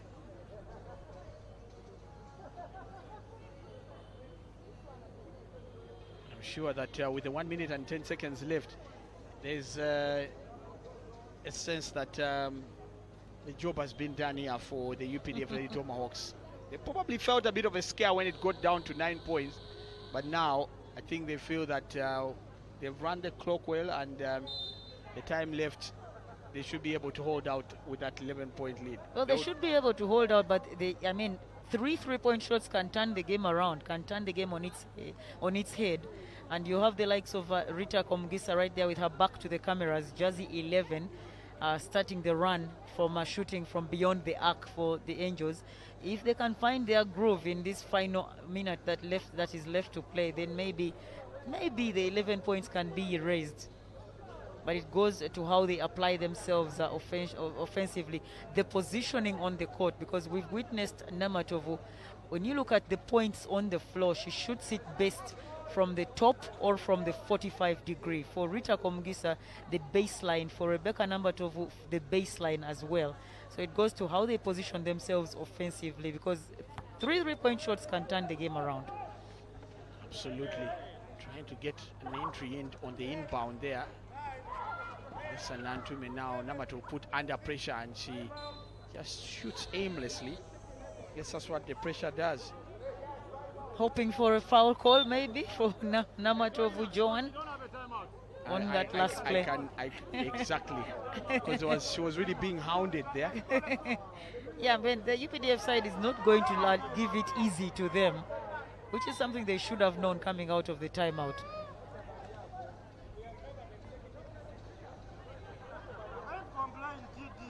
And of course, it seems like they've given in, even with time still left on the clock, Gloria. Yeah, looks like the Angels have conceded yet another defeat. They've only managed 2 wins in this 2026 season, and like Vianney was saying, their fate has been sealed because they will be relegated come the close of this season. I feel for players like Belinda Nachiriowa, who signed up with the Angels the first time for her to play in the top tier. She was playing with the Makerere Sparks in the lower division, and upon her graduation, decided to make a try with the top tier, but now looks like she will be once again relegated to the division where she's just coming from. I don't think she's enjoyed much playing in the NBL, so I feel for players like Belinda Nachiriowa over the Angels, but a good fight from them. Yet another impressive fourth quarter by the Angels. 15 points in this one, and for the UPDF side, just the 12 points in this fourth and final quarter. The undoing was the first and third quarter for the Angels. 8 and 9 points is what they were able to come up with. Yeah, of course, that must have been their biggest setback in the game. For UPDF, you feel that right from the start they were in good control of the game, and you could see that they were playing with a lot of confidence. Yeah, they knew they needed the bonus, the locker room bonus, but also they need the win to improve their standings. You were mentioning them possibly having a face-off with the UCU Lady Cannons. If you're UPDF, you don't want that because you want to advance at least to the semi-finals. Yeah, exactly. So you don't want to face such a strong opponent in the quarterfinals. So maybe they'll be pushing now to finish at least sixth, maybe. Yeah, which gives them a chance to face off with the third place team. Yeah. Who would in this case be maybe KCCA. Yes. And they probably, of course, KCCA still remains a stronger side than they are, but they probably feel that maybe they would you can go toe to toe with those ones. Exactly. Yeah. Well, we hope that you've enjoyed the game, as of course the already relegated Angels playing in white have succumbed to yet another defeat at the hands of the UPDF Lady Tomahawks here at what looks like a new YMCA. If you look at how beautiful the surface is. 50-61 was the final scoreline as the regular season is about to come to an end. But keep it NBA Sport, as we still have more action to come your way in due course.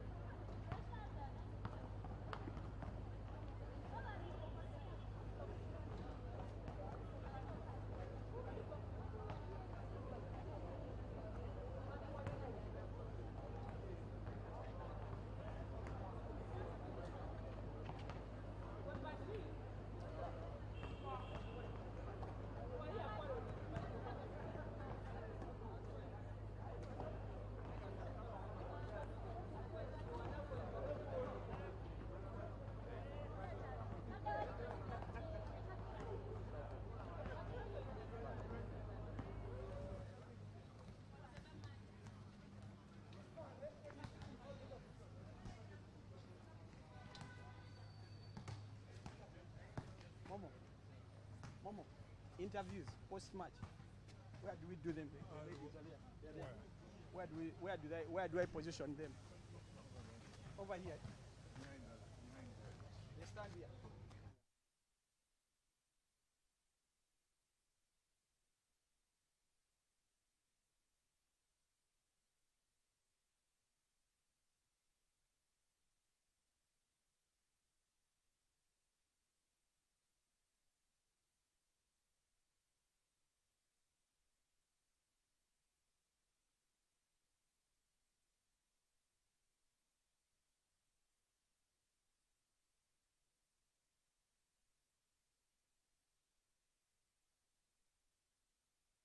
Fauzia Namasava, I hope I got your name right. Yes. Congratulations upon the victory over an already relegated Angels side.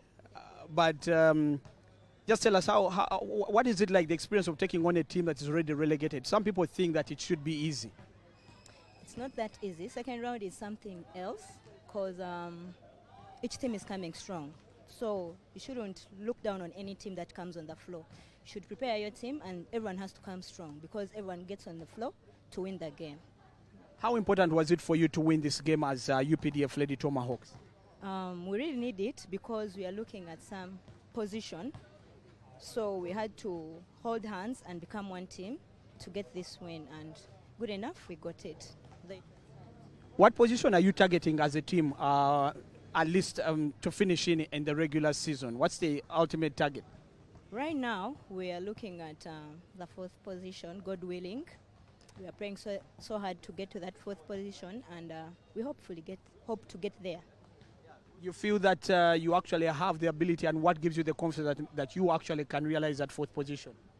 We are intact. We are a team, and we all have the same goals. So the energy we put on the floor can tell it all. This season has been a really improved season for the UPDF Lady Tomahawks. What can you really attribute it to, the kind of performances that you've put up?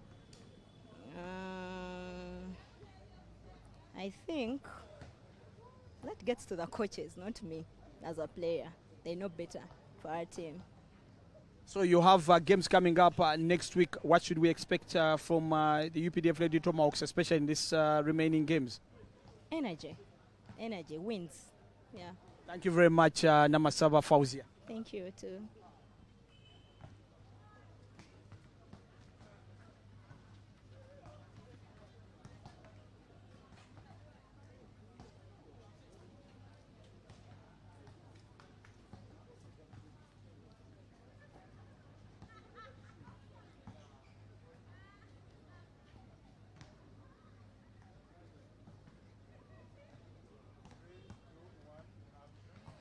Martha Oluka, another defeat for your side, but it comes at a time when you've already been relegated to the lower division, but you still showed quite a bit of energy. Where do you get that from as a team after you've already been relegated? I mean, there's nothing for us to lose. We didn't want to end the season just playing because just accepting defeat. So we had to go back to the drawing board. We discussed as a team and we decided to play, even if they're our remaining games, even if we're relegated. At least we're going to try and end the season with a high. As a captain, what do you keep telling your teammates? After the game, you had a bit of a team talk. You are addressing your teammates. What is the message that you're delivering to them right now? Well, majorly it's just to encourage them because we have one game left, and yeah, again, we have nothing to lose. All we have to do is play our hearts out and leave this division, but knowing that we're going into a next division, so basketball never stops. We should continue playing, yeah. Why is it important for you to keep putting up good results or even good performances? Like we saw even against UPDF Lady Tomahawks, you fought, you lost by 11 points, but there was real fight from the team. I mean, basketball is something that we enjoy doing, and it's something that we love. So if you love something, you're going to put out your heart to it. Despite the ups and downs that we have had, the mishaps that we had, at least we have to play and show that this is a game we enjoy playing, and we just put our hearts out on the court, yes. How have you as a team received, of course, the ultimate outcome, which is that you've been relegated to the lower division? How has it struck home? Well, I mean, it's a disappointment because playing in the NBL was a very good challenge for us. It was a chance for us to grow. But even if we have left this league, we can still go back into the division, the lower division, play, and hopefully come back into it and play. I mean, this is a goal that every team that is outside the NBL looks forward to. So that's what we are just going to put our heads to. Yeah. What lessons have you learned from this season that you clearly will be building on to try and make sure that you return soon? Well, most of it is working on our offense because at times we have really good defense, but then we fail to score and combat. So the biggest lesson is for us to work extra hard to make sure that we are working on things that can build up our offense. Yeah. As a team, even in defeat, because being relegated is not a good thing, have there been positives that you can talk about as a team captain? Oh yes, I mean there are some games that we have had here and they were really good because starting this season everybody expected us to be a walkover, but generally when it was on the court it was something different. So I feel like that has been an encouragement to us. We weren't just an easy way through for the different teams. Yes, they had to put up their energies to fight with us, and I feel like that's enough encouragement for us as a team. Yeah. Of course, by the time the relegation happened last weekend, you probably were expecting it. Did it hit hard, or it is something that you had sort of like grown to and accept that it was inevitable? Whether it was inevitable, I mean, it's still a bad thing. It was so many of us were very disappointed with it. Yet we knew that it was there. But I mean, it's just something that puts your spirits down because we have had a really good fight in this league, and we expected to do something good. But I mean, we really didn't do well. Yes, we were relegated, but we hope for better as we move on. How do you come back after next season? Because next season you're going to be in the lower division. Do you feel that you can come back, and what do you need to do to come back? Well, it's just in the player's mindset. If we can change our mindset and have a positive mindset to accept or encourage ourselves that we can win and we deserve to be in the NBL, then we can play our hearts out and get back to the NBL. Do you have the players staying around? Because that's also another issue, that many players, after you've been relegated, they move on. Do you feel that as a team you're going to remain intact? I mean, I can't speak for everyone, but all I can say is if we are to stay, we shall stay and put our hearts out. Yeah. What about for you? Are you staying? I mean, the team is there. It has been a very good platform for me to express myself, and I hope to do better as I move on with them. So you're staying? Yes. Thank you very much, Martha Luca. All the best. Thank you. Thank you.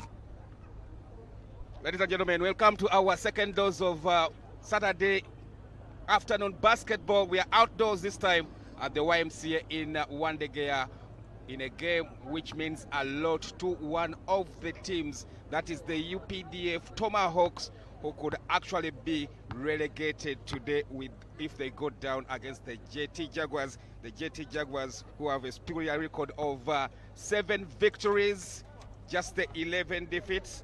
The Jaguars coming off that nail-biting victory over the KCCA Panthers, 67-66 it is. And as for their opponents, the UPDF Tomahawks, it is a miserly 4-14 victory. That is only 4 victories and 14 defeats. They are level with the UMU Flames. Only the Kampala Rockets are below them in this 12-team league. Welcome to the YMCA Wandegea. Michael Chigozi now joining Gloria Chomgisha as UPDF look to stay safe in the division. They've been a yo-yo club of some sort, going down in seasons gone by and then up.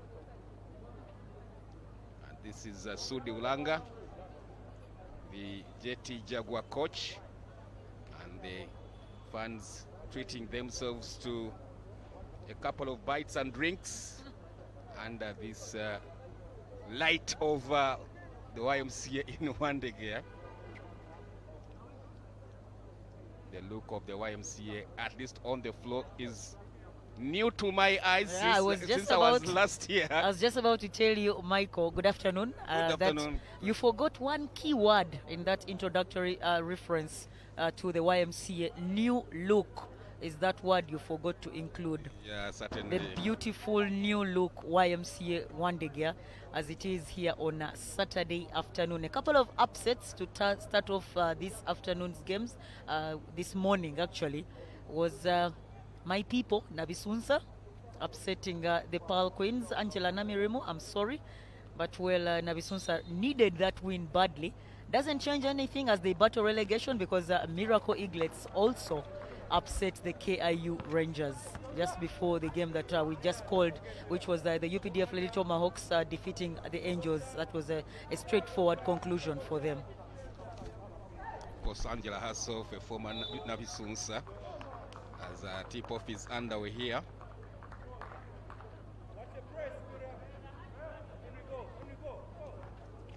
Their lady counterparts for the UPDF Tomahawks just won their game against the Angels. Yeah, they'll be looking to emulate them. Dirty Jaguars in their traditional white, and UPDF also in their traditional green in all the teams across all sports disciplines here in Uganda. Well, the execution there by Chuma Fadili, the big man of the Jaguars, it's always a rare sight for me when I see him pound his way on the post play and try and bump his defender out of space to get a finish off the rim. He couldn't get the first bucket of the game, and that would have been possibly the momentum that the JT Jaguars, who have also not had the best of seasons, Michael. I mean, if we are to go down to the number of games they've given away, this JT Jaguars, but also the narrow victories that they've secured, snatching one over the KCCA Panthers. That was a recent one before they came through to lose to the Oilers. A couple of fans saying they actually had that game in the bag until the final 2.5 minutes of play, and that is where they lost by the 4 points. The final score 58-54. But like you said, UPDF is going to come guns blazing because they want to stay in the top tier. They've just been promoted. They wouldn't want to get relegated in their first season. Absolutely. Badili Chuma. Jaguars trying to work their offense. Ian Lugwama calling for his teammates to be making some movements.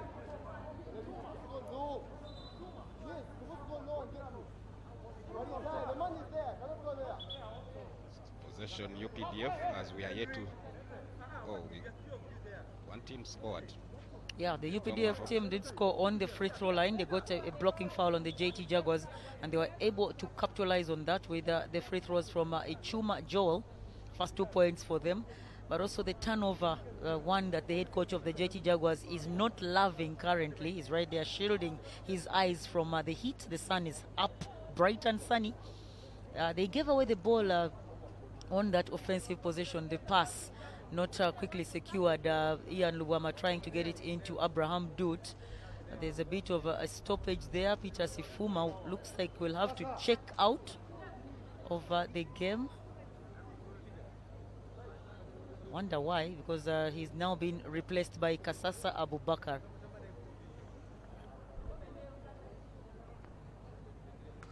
Can now resume with the UPDF possession. Trying to work their way. Of course, the lighting is a challenge. There's Kasasa trying to go back. Now Ian Luwamai trying to go for the three. That is repossessed by the Jaguars, who have a nice finish. Eventually get on the board. The JT Jaguars coming in this one as the highly fancied side to take the locker room bonus. The bucket converted by Elijah Adakun. First 2 points. It is an even scoreline. But on the opposite end, looks like there was a violation against the UPDF Tomahawks, an offensive foul called against them, so that they concede possession to the JT Jaguars. Dr. Elijah Adakon contributed 12 points off the... Oh, actually, he was a starter. He was one of 4 players to get into double digits in that narrow victory over the KCCA Panthers. It was a 1-point ball game.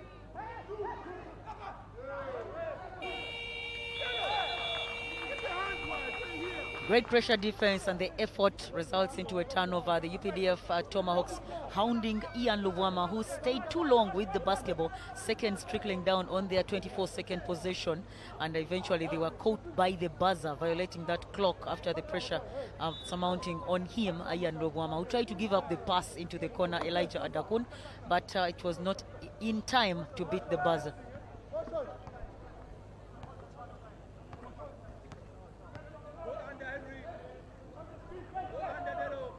Sasa for the JT Jaguars, Ian Luwama thinks about the shot, now takes it, not able to connect. Even the putback by Fadili Chuma is shot. Twice the precision from but those have been the moments where he has not converted the 2 points. Again, another easy miss from right near the rim for Chuma Fadili. That's a travel against the Jaguars.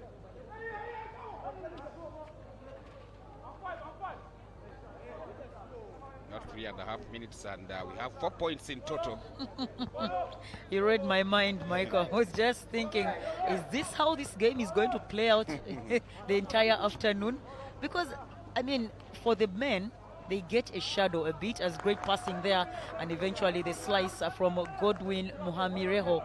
He gets the first 2 points. Good read from teammate Peter Akok to get that entry pass into him for another bucket for the Tomahawks. Gideon to Fadili.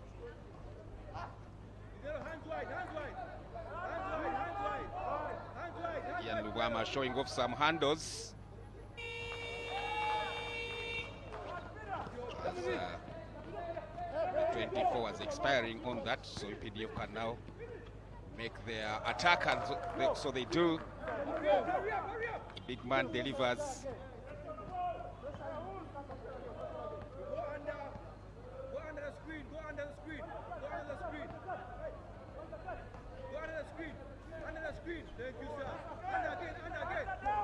Possession Jaguars. Gideon Kasasa giving it up. Abraham Dut is able to convert that, float it in. You can say it's still a warm-up style game, as the spin move on the post play results into a blocking foul on the JT Jaguars. A Cock Peter with a quick spin on his defender, and he does get the whistle in his favor, a chance for 2 points, which he will have to earn at the free throw line.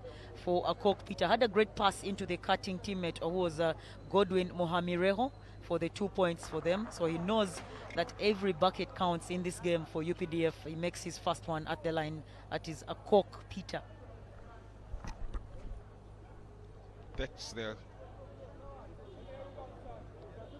Tomahawks narrow lead to 7 points now against the 4 of the Jaguars, but misses the second. Fadili gives it up.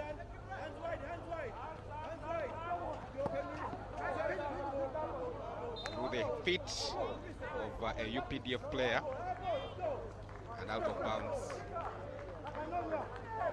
Of course, the referees will say, much as UPDF's Henry Okoth was trying to keep a hold on the basketball, the ball just passed between his legs, so no touch from him, and that will not matter because they do get the possession, the UPDF Tomahawks.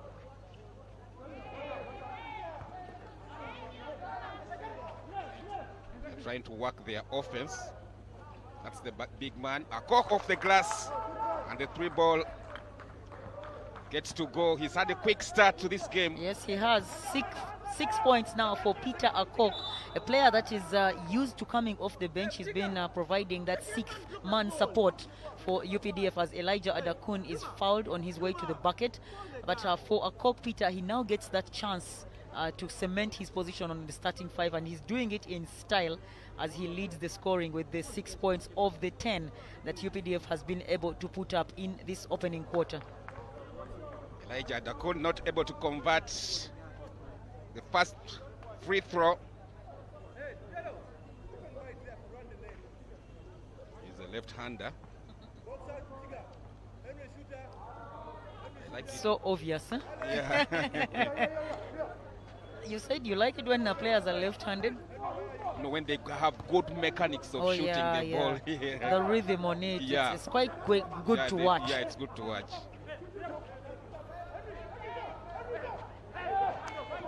So UPDF will try and probe, and they do through Joel Ichuma. And make it count. Instead, give up a foul on the other end through Bang Difu. There's a Masira. Well, in the hopes of slowing down the transition for this JT Jaguars side, Bang Difu collects his first personal foul, trying to limit Ian Luwama from going to the rim in an instant after that attempt by his teammate Joel Ichuma fell short. But for Coach Sudi Olanga, because of the scoreline, his team is down by the 5 points. And when you look at the way they are playing, the body language, the physicality, the mentality, I don't think this is what he wants. You see him there in the picture, Coach Sudi Olanga, drumming his point across. And the fact that he's actually adding the dramatics of the body motions and the lip movement, you see that he's trying to make sure that the players understand how getting a good start to the ball game will matter when it comes down the rest of the quarters. Well, I think we have accused them of playing below their potential in many games. This Jaguar Is it an acquisition or it's a point? I think it's a point. Fact, yeah? Yeah, it's a fact. Because they have the talent to do so. Absolutely. And they have the experience to do so. I mean, isn't this a team that took the City Oilers into the quarters, down to the wire? Yeah, absolutely. So why aren't they bringing that kind of A game? Yeah. And we said they didn't lose so many players. Just the 2 players, who is Aaron Ebonyu and Kevin Morrow, who is now with the Res Life Saints. So but they also made 2 additions, I mean, to fill up that looming gap. Yeah. And for me, my point of view in this particular criticism would be they've had the longest time to gel. like you say, they didn't Yeah. lose so many players. We haven't Yeah. seen that exodus of players. They haven't had to bring in so many players to try and fit them into their system. So they should be playing way better Yeah. because they've stayed together for far too long.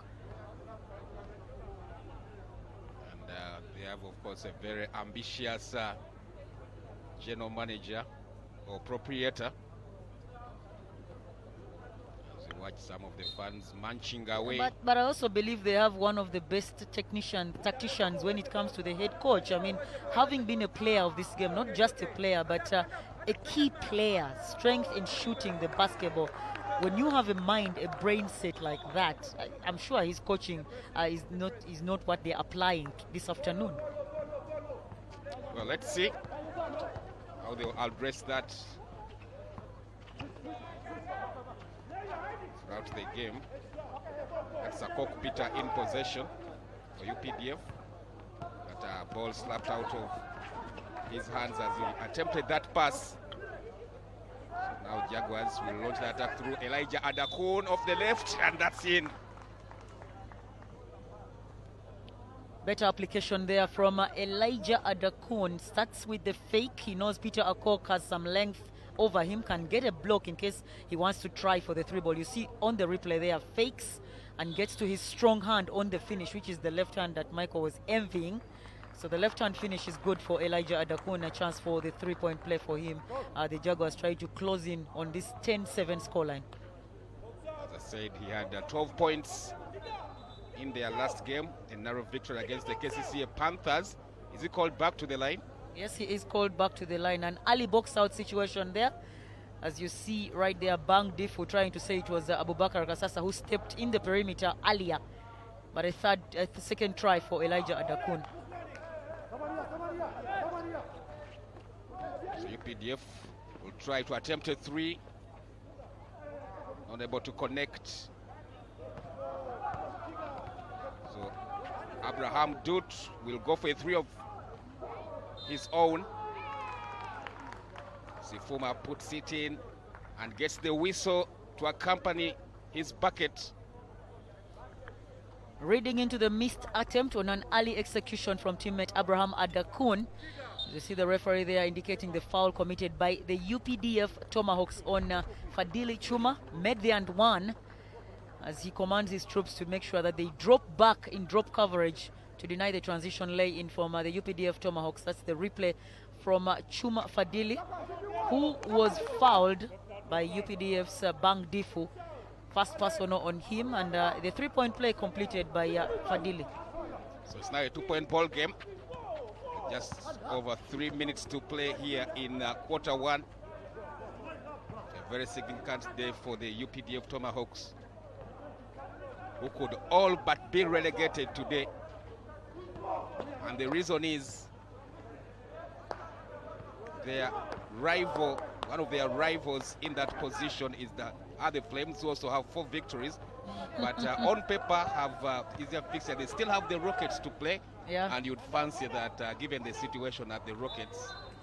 I'm told they've worked something out because they did play after the previous scenario we had at Lugogo, but they did appear in a game that was played last weekend because they also have a later fixture this evening. They play the Res Life Saints, so they seem to have reorganized themselves, Michael, and they're back in it. That's the Kampala Rockets. All right, wait and see about that. Right, it's actually a tie ball game here at YMCA. The 3-point play from Chuma Fadili and 10 points for the UPDF Tomahawks as Abubakar Kasasa of the Jaguars right there forcing the issue against the defense of the Tomahawks. Picks up a blocking foul and gets a few words from his coach, maybe reminding him that it might come down to the free throw line in this game that is going toe-to-toe. So it might just come down to that line determining the eventual winner, as Abubakar Kasasa can't check in for his first point.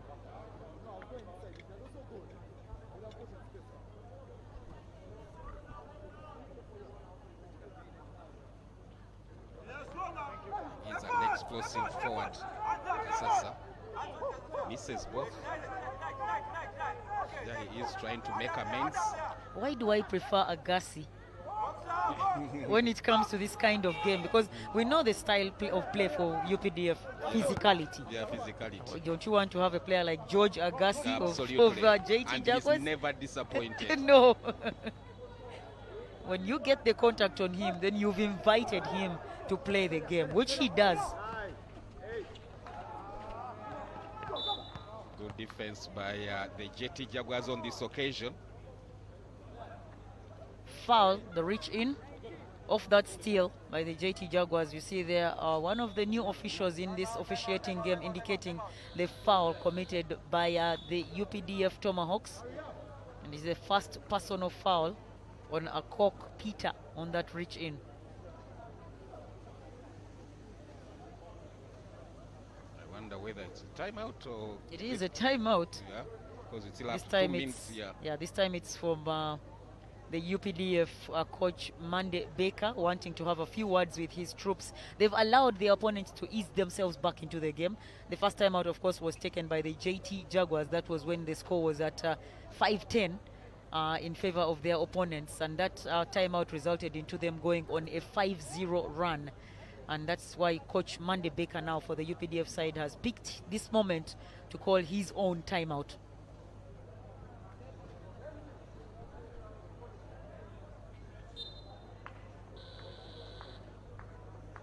Tomahawks, of course, coming off at that defeat against the Namungo Blazers. Lost 70-63, which in my opinion is a creditable result given what we know about Namungo. Lest you didn't watch it last night. Dismantling one of the better teams in the league, making very light work of them. So for you to be beaten by just the 7 points, creditable from the UPDF. I know, because last night was a walloping from the defending champions against the Summit Spartans. 30 points they walked away with, and even had an opportunity to extend it, because that score ended at 94-64. So you can say it was really creditable, the fight that the UPDF side put up on them.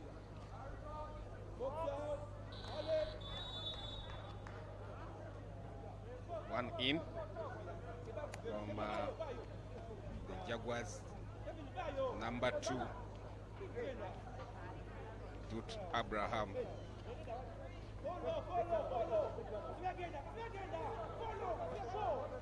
UPDF will try and restore their lead, because now that shot by Chol Dut Abraham, meaning that the Jaguars have now taken the lead in this ball game.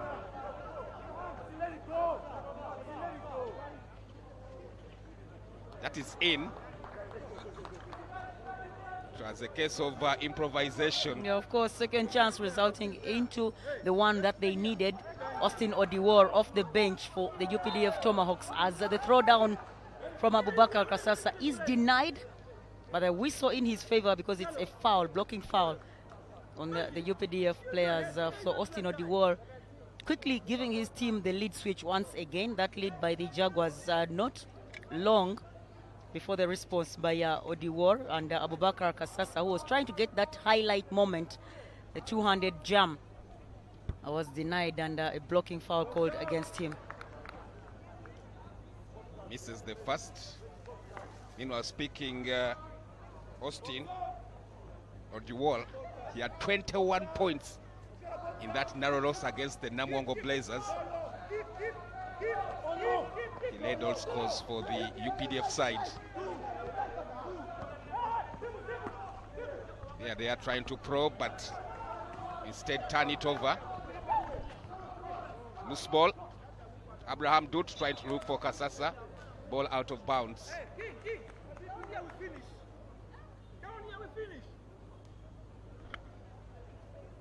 Well, that was surely going to be a tough pass, the entry pass from Abraham Dut. I mean, you could just read into the defense reacting Okello Morris, shot 17 of the UPDF Tomahawks, reacting to intercept that pass alongside teammate Benjamin Chaze, who is a power forward. You see his wingspan there, and a quick steal on the inbound for the UPDF Tomahawks. Let's wait and see if they can finish this off. Not quite from Okello Morris. All out of the hands of Peter Sifuma, who checked in again after that incident that saw him get off the court. Sifuma did replace Chuma Fadili, giving him a breather. Because if we know what the JT Jaguars are working with this afternoon, as the ball gets stuck between the rim and the backboard, that's of course will be a jump ball. The umpires had to go by the rule book, so that will be a jump ball in favor of the UPDF Tomahawks. But just going back to the roster this afternoon for the JT Jaguars, they do not have Tong Obde suited up, who is the other player that they can call on in their front court. So they will work with Chuma Fadili and Peter Sifuma. So Peter Sifuma checks in to rest Chuma Fadili. Shots by the UPDF's jersey 21, Amos Mugisha.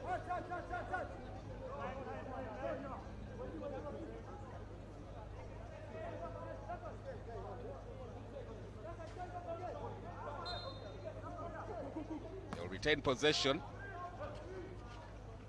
Clock expiring, and that's why they are trying to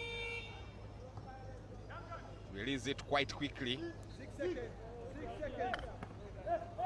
The short attempt there by Okello Morris from the baseline to beat the buzzer for the UPDF Tomahawks. A little late, as Victor Buana is also urged to try and close out the opening quarter, seconds running down.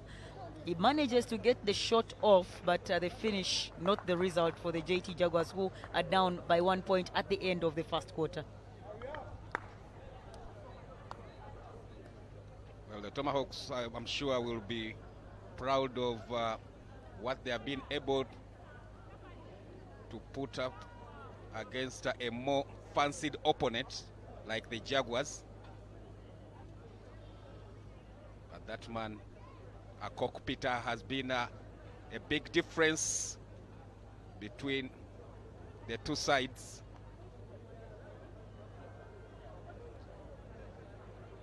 This was a good-looking one from Elijah Adakun.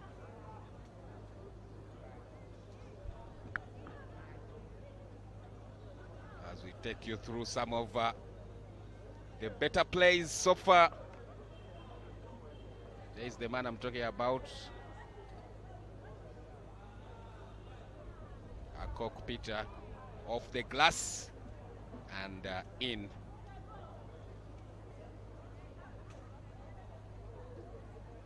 I wonder how the weather is affecting the players down there. It is one of those bright but hot afternoons. They should be used. I mean, Yeah. we've used a lot of outdoor courts this season. Yeah. Abja Park, the Den, Kira Den, a bit of the YMCA. We returned to the YMCA, of course, after it was refurbished. But the players, I'm sure, will not let that affect them. The heat that they're experiencing currently at the YMCA. As you see Fadili holding onto his head, we're just talking about how hot and sunny it is here in Wandegea. But I'm sure players are used to those conditions. I mean, you can call on particular names when it comes to adjusting to the climates and the courts here in Kampala. Those for reasons best known to us, we shall not mention those particular names of the players that will have to acclimatize themselves with this kind of situation here, outdoor basketball in Uganda. So we are out for quarter two. UPDF lead by 1 coming into this quarter, and they have possession to get us underway. First time shot from behind the arc.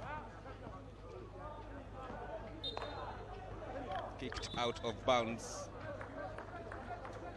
Wonder why that was the decision that Akok Peter, who has the 6 points, is the leading scorer currently for this UPDF team, opted to make that long pass to the baseline, and it was such a wayward pass. I know the intention was good, but the eyes of his teammates were off the basketball.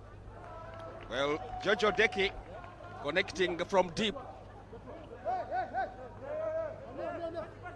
He's been brought on. He's usually one of those impact players that they get off the bench. That's the man I'm talking about, the current point guard, Odeke. After the 3 ball, he does come up with a steal, and now dazzling his way to the rim on the reverse finish. So just like that, George Odeke with the 5-0 run to start the second quarter here, the YMCA gives his team the lead once again over the UPDF's team. He had 7 points in that loss against the Namwango Blazers. But also he was just one of 2 players to put points on the board off the bench for the Jaguars. And I think we've talked about that problem as well for the JT Jaguars. The bench contributions sometimes can be wanting.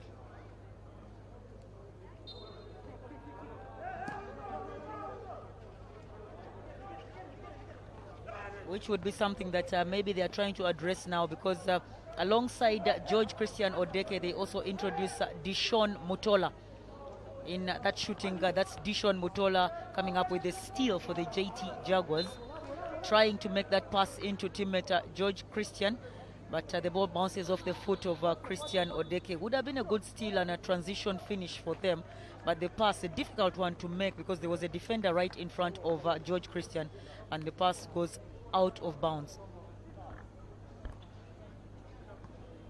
So the Uganda People's Defense Forces Tomahawks will bring it down. 21, getting the midi to fall. That is Mr. Amos Mugisha. Came off the bench. He's trying to make his impact felt in this one. Peter Sifuma to Gideon Kasasa. George Odeke. That looked good as he went up with that one-handed layup. Jaguars through the shot.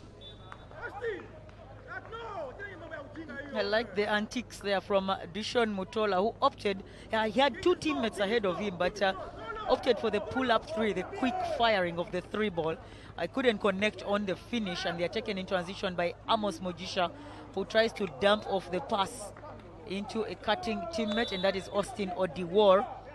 But the butterfingers there, ball rolls over him and out of bounds. This is not very amusing for their head coach, Mande Baker. You can see him just in your picture there with a white cap on, blowing out a couple of instructions to the teammates. I guess he's saying for Amos Mogisha, who already had a quick pull-up mid-range, maybe opt for the same play.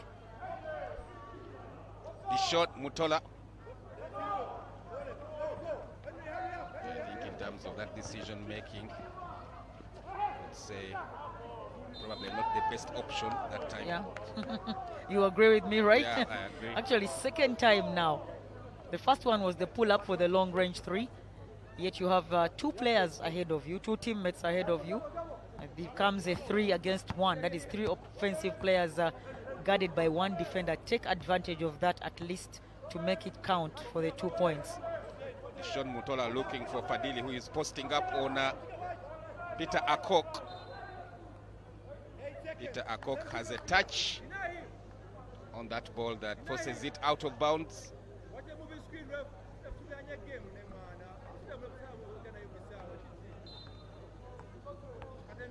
Off the foot of the UPDF player. I don't know why he's protesting that. Mr. Okoth Henry. Today is not Sunday, so Oh. a little white lie. So the players allowed to be human after all. John Christian Odeke. Fadil tries for the three. You know he's a good shooter of the ball, and that goes in. It does go in. There's a big hole on the net. Yeah, that's why I You didn't sort of like had to Yeah, it went through take a the second net. off before confirming it. Welcome to the YMCA. We'll have our Y, and the response is swift from Mr. Okoth Henry.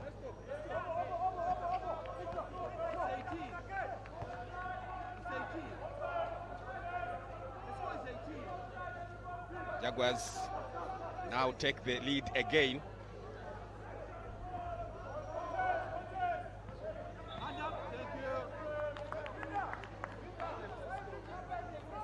Well, that call against the JT Jaguars.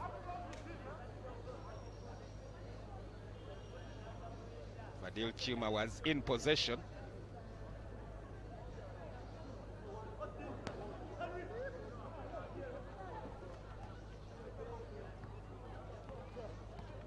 Tomahawks can now have their offense. They give up possession, and Mutola can finish, and he does punish them. Some fast break points there from the Chira best side. Great run from Dishon, but also for Peter Sifuma to insist and place the ball ahead of him, meaning I'm making you run the lane, I'm making you get faster and get ahead of the defensive player. So it earns Dishon his first 2 points, which are quickly responded to by Godwin Mohamireho, the big man of the UPDF Tomahawks. Peter Sifuma picks up his own rebound after the ball hits the iron, and now George Christian Odeke, the three ball, can't connect. Now that man Akok Peter weaving through traffic. Akok Peter quickly fouled as he was gathering the basketball to go in transition for the layup. First personal on George Odeke, the guard of the JT Jaguars.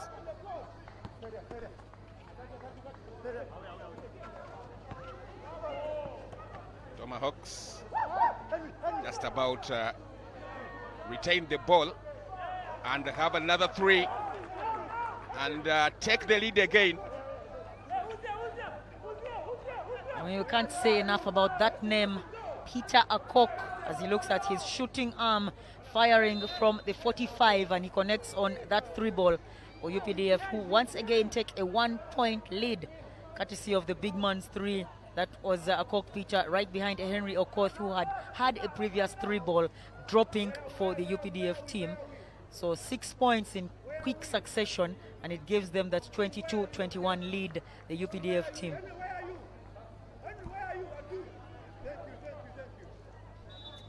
Well, whereas the JT Jaguars started this as the favorites based on their win versus losses record, they are being asked some serious questions there, and that is one of them. Good steal on the inbound play by Austin Odiwar, goes quickly ahead of the defender and gets another bucket for UPDF, extending their lead to 3 points. Chuma working his way, nice footwork with the finish to match. You want him to do that all game long. Absolutely. Great fundamentals there, the basics on the footwork from Chuma Fadili as he shakes off Akok Peter and Godwin Mohamireho, the bigs of UPDF, for another 2 points. Christian Odeke, ball stripped out of his hands. Wanted the call, no call, and it's a steal for the UPDF side. Akok Peter for another three. This time Akok Peter falls short on that quick trigger. Joel Tut Abraham can't connect from the three ball. Christian Odeke retains possession. Extra pass. Christian George Odeke hits all air with that attempt. You want to credit the ball sharing by the JT Jaguars, But it only gets better when the bucket is finally sunk, when that is a connection. So that would have been such a beautiful rotation of the pass. From one corner, the basketball moved to the opposite end of the court into the hands of George Christian. But the finishing for him was way over the mark. They managed to beat the buzzer, not quite the hoop. Chance for a break for UPDF. Goes begging there.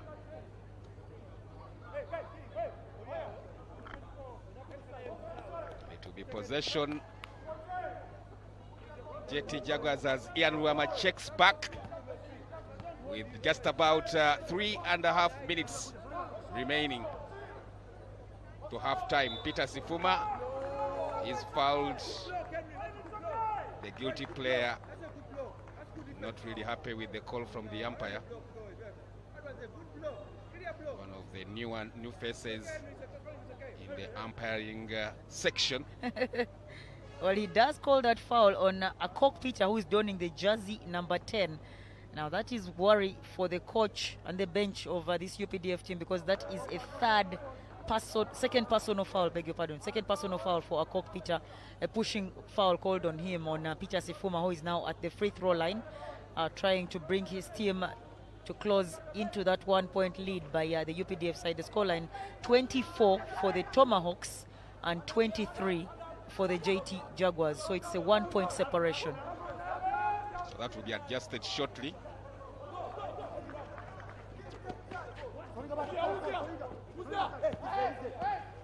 Tomahawks can't get that to drop.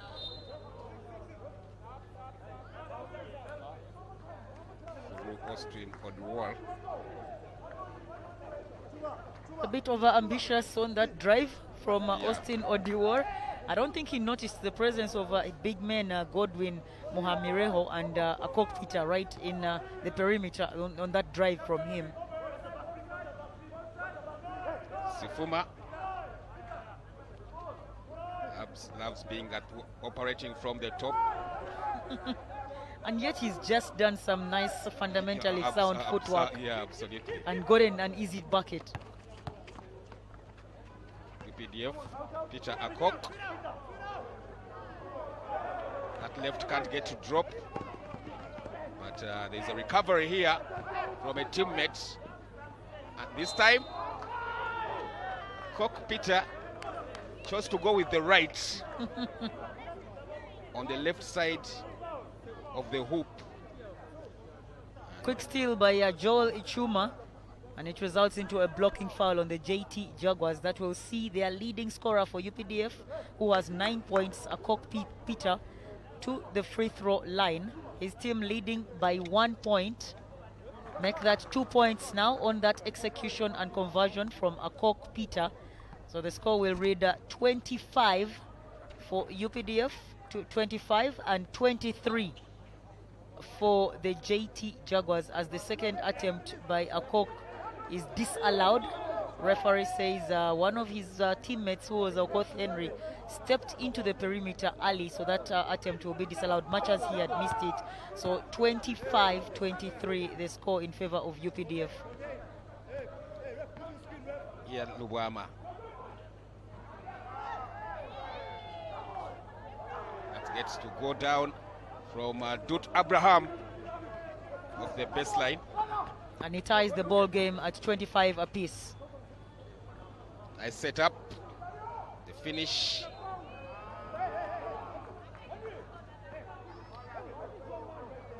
Well, did it go in? No. Finish was wanting, but in position to pick the rebound was Ichuma Joel of UPDF, attracting the referee's whistle. Foul committed by Abraham Dut of the JT Jaguars. They are over the limit. Actually, Ichuma was in the act of attempting to score the basketball. That's why you see him lined up at the free throw line.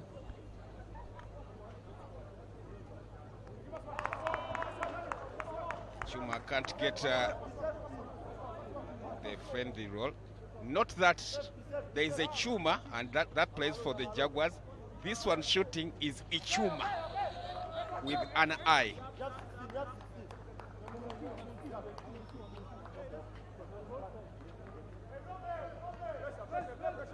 But I love the fact that the basketball fraternity, I mean, doesn't matter what sort of big football game is there, they will always be here. I'm not trying to insinuate anything. Are you insinuating I'm something? not trying to insinuate anything. It's basketball but first. This is a loyal community. No, I mean, now you can access the sports from anywhere on the go. So you never know. They could yeah, be that's another reason. checking in once in a while. Absolutely. But the first love is basketball. Yeah, first love is basketball. And anyway, the game hasn't even started. The one that you know I'm talking about, it is 7 p.m. And then we shall be in trouble if one team wins. I don't think you want the result of that, yeah? The one you're hoping not. I am neutral as the two teams take a timeout. Jaguars, meanwhile, will take the lead. Yeah, that was a scoop finish from Elijah Adakon to give them that 27-point mark before the timeout hurdle by the UPDF side, who has just squandered an opportunity. Again, we talk about the transition offense for this team, known for its physicality. That's the team donning the green. They are the away team this afternoon. So just wasting that opportunity, a 3-on-1 chance, gone to waste, a chance that could have traded the lead once again in their favor, swung it in their favor, but they threw the ball out of bounds. And for the JT Jaguars, maybe a bit of composure when it comes to the moments, pick the moments. We've seen Dishon Mutola getting the shot off way too early. You still have time on your clock. You still have players ahead of you, teammates ahead of you, but you opt to get the shot. I mean, maybe in training those buckets drop, but now you're against a physical team that will not give you the easy one. So just a little more composure when it comes to the offense. The best plays so far as we come out of the timeout with just under a minute and a half remaining to halftime.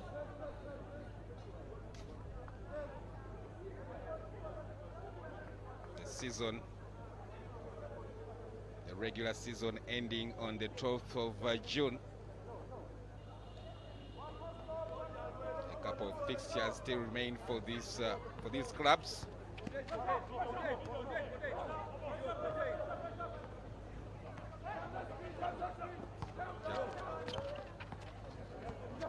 Peter steals that one, kills the dribble.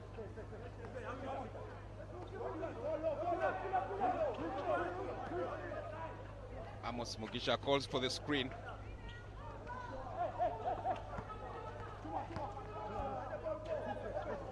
A cock from way downtown.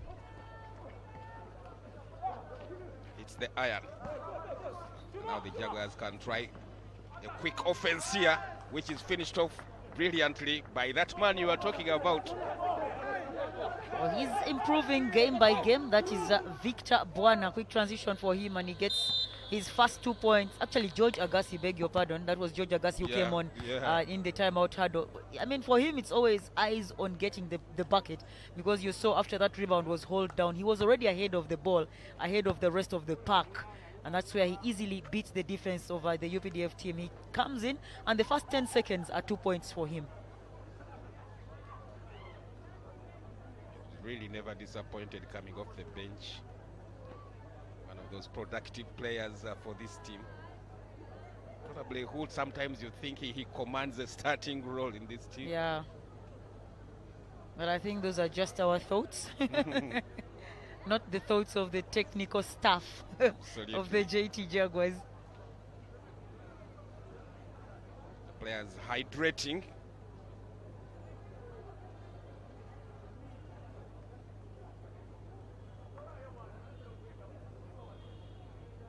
If it were football, maybe there would be a cooling break given the weather conditions, but good enough with basketball. Anytime you're waiting for a timeout, and then you can talk the tactics but also hydrate. So which do you prefer? Oh, this one. This one? Yeah, the timeout. Not the cooling break. It is guaranteed here. You get a chance to sip some water. Yeah, and you know that at least every 5 minutes there will be that timeout. Yeah. Unlike football, which probably will be 30 minutes. No timeout. Yeah. And if you're lucky and you are UPDF, you get the side that has the shade. All right, ladies and gentlemen, that was halftime. Oh, that is halftime for you here at the YMCA in Wandegea. New look. New look YMCA. Look at the surface. This is how it all looks. Let's take a breather of about 8.5 minutes. We'll be back with the second half.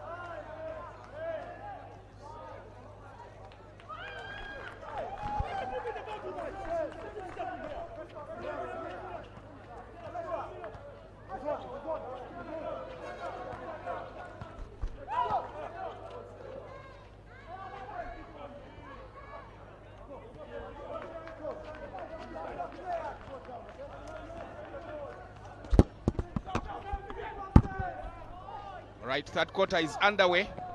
Couple of seconds into it as Chol Abraham was in attack mode there.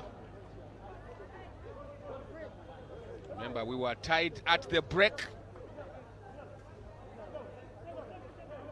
So it's quite an intriguing game down here, outdoors, between these two sides on opposite ends of the table. So Dut Abraham to shoot for two, gets one to go. Oh, Michael, just will quickly correct you there. It was actually a 3-point ball game at the break. It was 29-26 in favor of the Jaguars as Dut completes the 2 free throws. So UPDF with a quick start to the third quarter. The bucket quickly converted by Ichuma Joel. That got them to 28 points against now the 31 for the Jaguars. Thank you.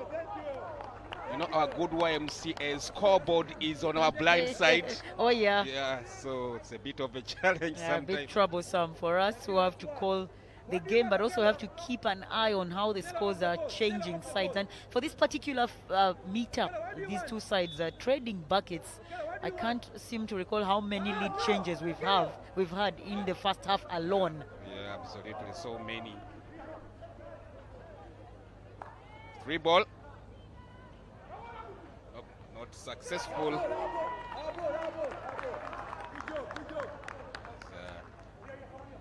It is out of bounds. George Agassi had a hand, almost coming up with a clutch steal on that play. You see that Actually, the ball was taken off him. He was trying to play some dodgeball there, but good reaction there from Bang Difo to just make sure he slapped the ball off the lower body of George Agassi. So inbound UPDF. That man Peter Akok trying to attack the hoop. Dut Abraham too high for George Agassi, who starts the third quarter. Yeah, the idea was there.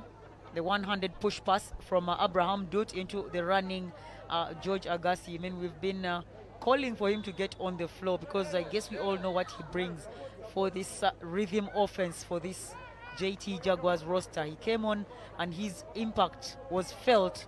He gets himself quickly on the decks and gets himself ahead of the defenders. So in case that pass was successful from Abraham Dut, it could have been yet another bucket for George Agassi.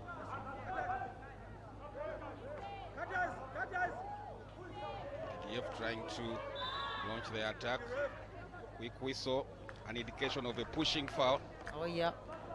You only hope that it's not Akok Peter, and it is Peter Akok, shot number 10 of the UPDF Tomahawk. So that is his third personal foul, the big man of UPDF, who is leading their scoring. First player in double figures. He's got 10 points and 5 rebounds to lead the team in green.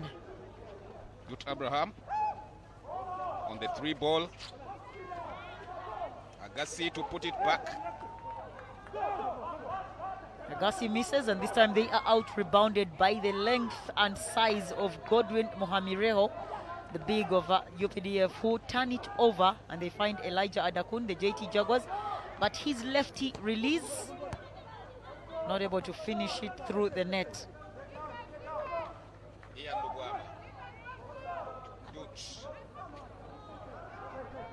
Three ball can't drop. Out of bounds.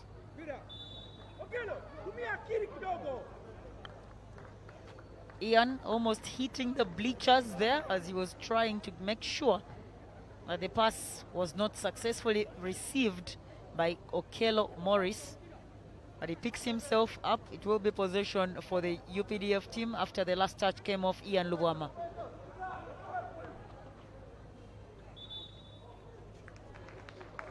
Travel violation against the Army side.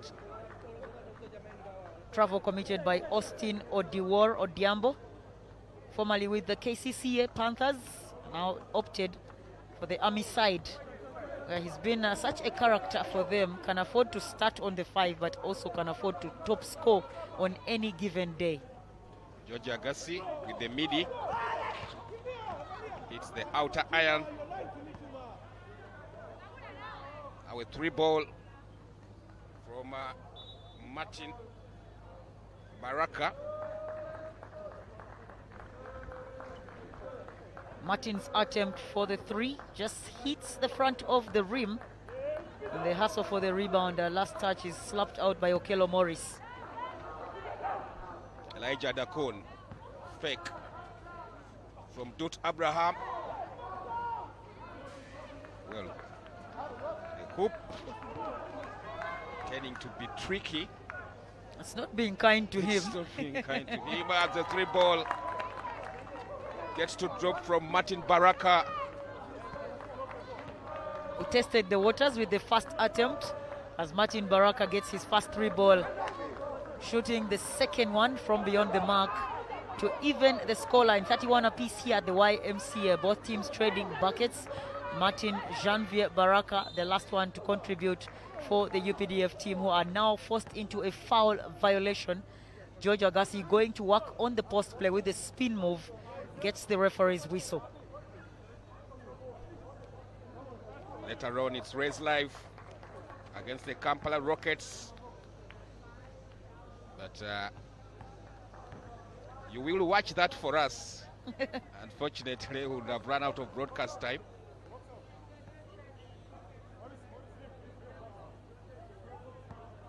As George Agassi gets one to drop.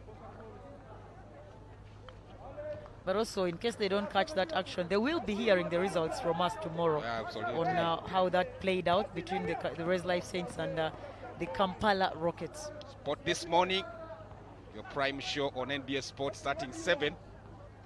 Sarah Rantuka, Andrew Kabura, Anesta Korebirunji, all part of that team. And also NBA Sport tomorrow covering the basketball action at Abja Park. Michael, today is Saturday. In my mind today. I saw your reaction there. Yeah. Yeah, tomorrow we are visiting you. Oh, well, we are visiting here. So watch out for Sunday basketball as well, as Agassi pulls up. Not able to connect with that shot.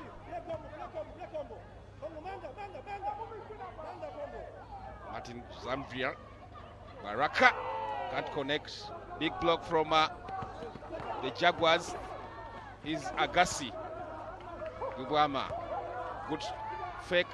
Good Abraham falling away. He's got to get that float game going. That is Abraham Dut as Austin Odiwar finds the spot, finds the mark, executes the 3 ball for the UPDF Tomahawks. That's the look on your scoreline, means another lead change. Oh, yes.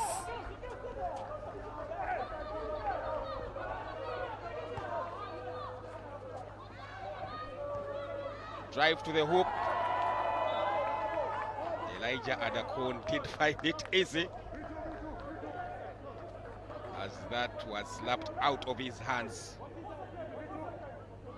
while he was mid-air. He was in flight mode.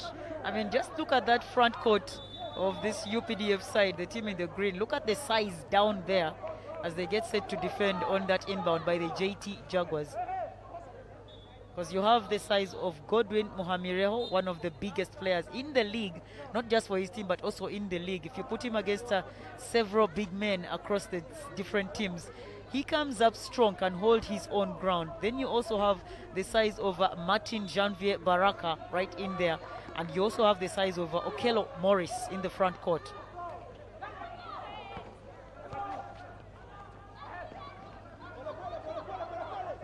There's Martin Baraka trying to force the issue. Instead, that will be called for a jump ball. Ian Luwama pouncing on the drive by Austin Odiwar of the UPDF Tomahawks and forcing the whistle, which will be a jump ball call because he knows his team will gain possession and the chance to take the lead, to jumpstart themselves into the lead position. They're down 1 point. Teams trading buckets going into the stretch of the 3rd quarter.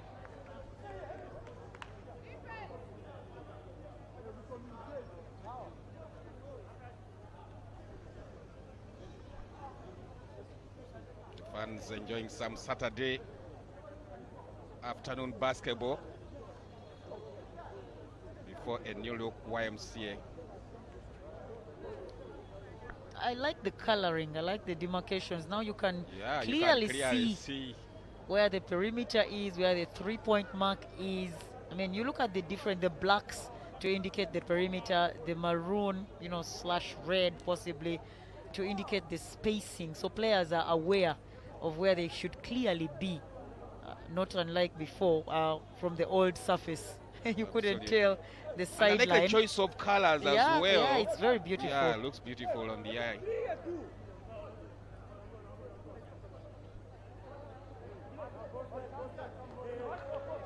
I thought they would have put some cushions there on the bleachers for the fans. That's one addition they forgot to make, YMCA. Agassi able to connect from the midi.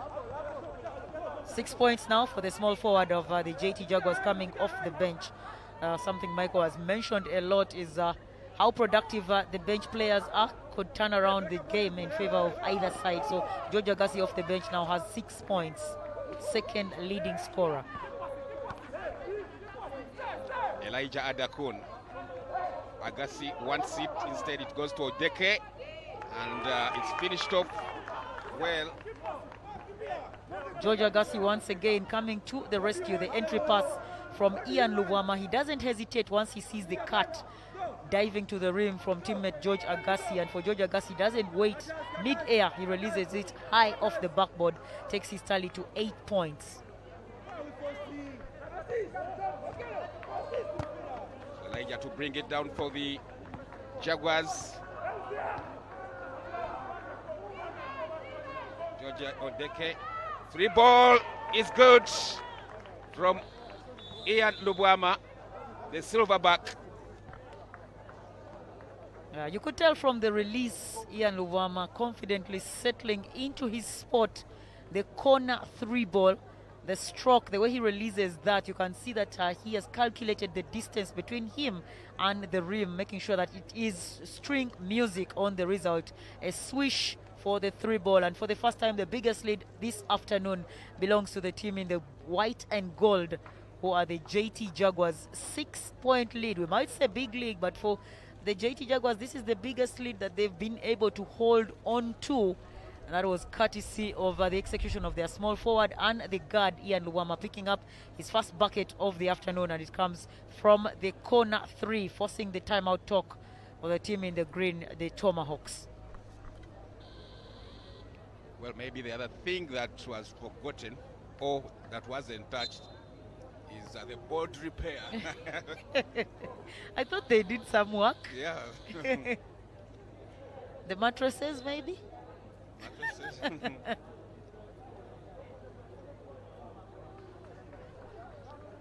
Some of the best plays. Oh boy, ain't I like this move?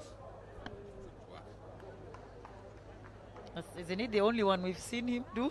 Yeah. All through the 3 quarters? Yeah, all through the 3 quarters. If you're playing with him, you want to yell at him and tell him to get back down there and Yeah, impose himself. absolutely. But like you said, he's a player that loves to play at the top of the key. He's a big point guard, to Yeah. say the least. Yeah, big point guard.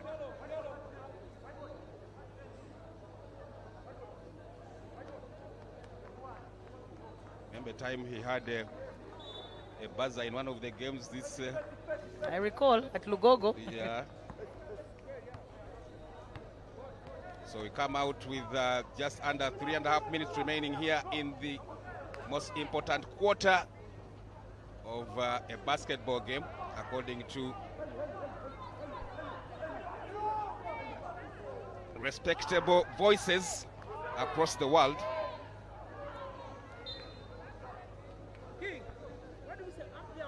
That slaps out of bounds. Jaguars are trying to pull away. But here is possession of PDF, which they surrender. Giorgio Deke closely guarded. Ian Lubwama cross-court pass.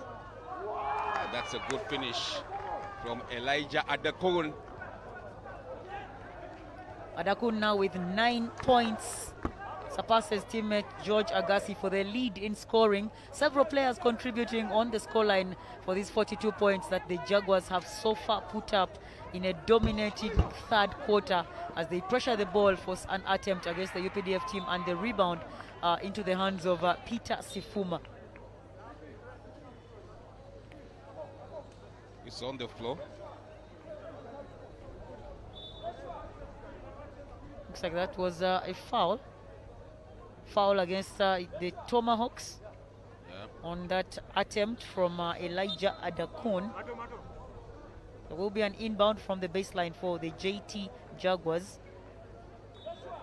Foul committed by Godwin Mohamireho, the big man, who has now been taken to the bench as Musime Colin checks in for the UPDF Tomahawks. Quick inbound, and it's a quick catch and release for Ian Lubwama off the double screens on that play. Patience from the inbounder, who was George Christian, waits for Ian to slice through right under the rim and gives him the pass for the easy finish.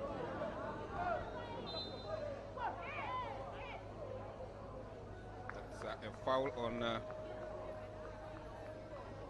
Martin Baraka.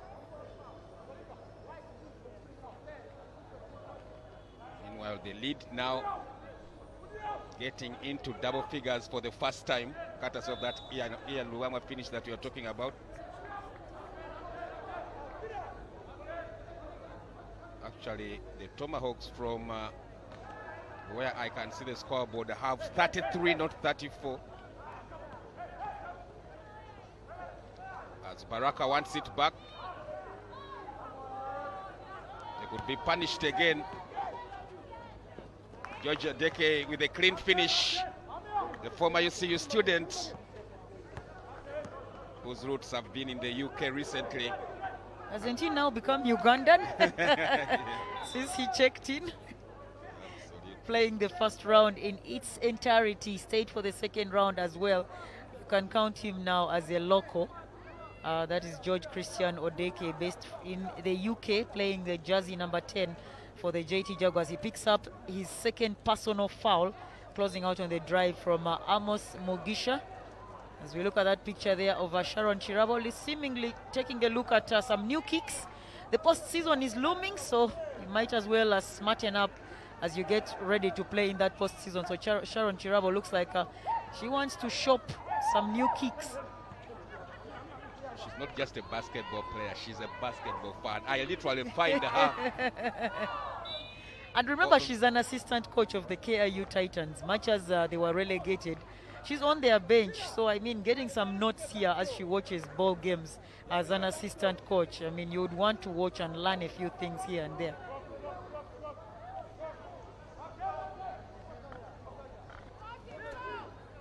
Also a teacher at a junior school somewhere. Sharon.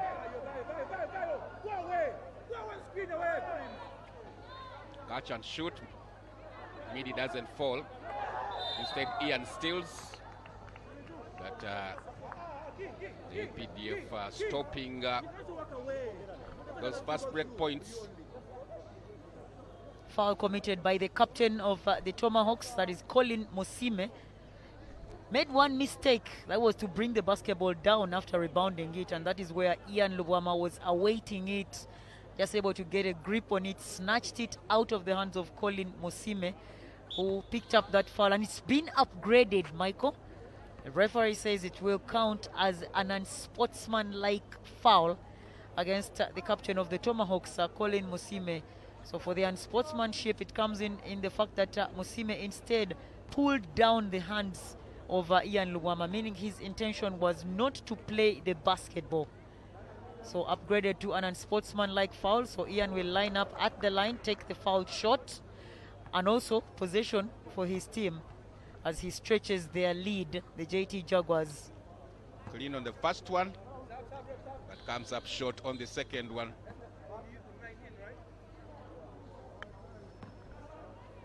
Biggest lead now in the third quarter for the JT Jaguars. They take it to 14 points with 1 minute 8 seconds left to wrap up the third quarter. A 14-point lead, biggest one for the JT Jaguars, looking to overcome the stubborn UPDF Tomahawks. Great pass, but the connection between Ian Luwama and George Agassi fails this time on the finishing end.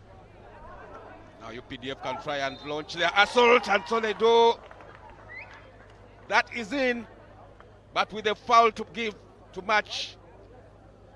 With the discomfort that he's feeling, I don't think Bang Difu, who fired with that three after he got fouled by the JT Jaguars George Odeke, did not have enough time to celebrate that three ball, a much needed one for the UPDF side, who have only put up 10 points in this third quarter. So a chance for him to complete a 4-point play. Doesn't quite fall. Have a look at the clock. George fakes, pulls up.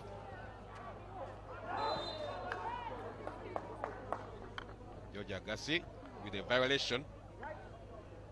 Foul committed by George Agassi on Bang Difo in the closing seconds of the third quarter. So Bang Difo will once again take his spot at the free throw line. The Jaguars are over the limit, the 14 foul limit.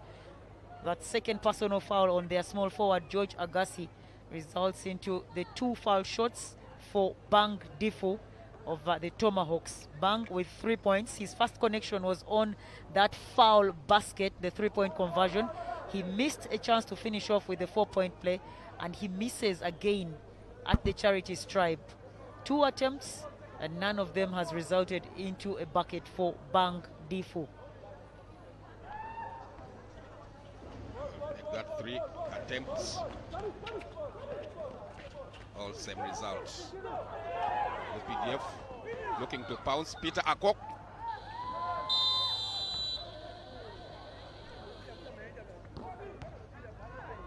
Safety call.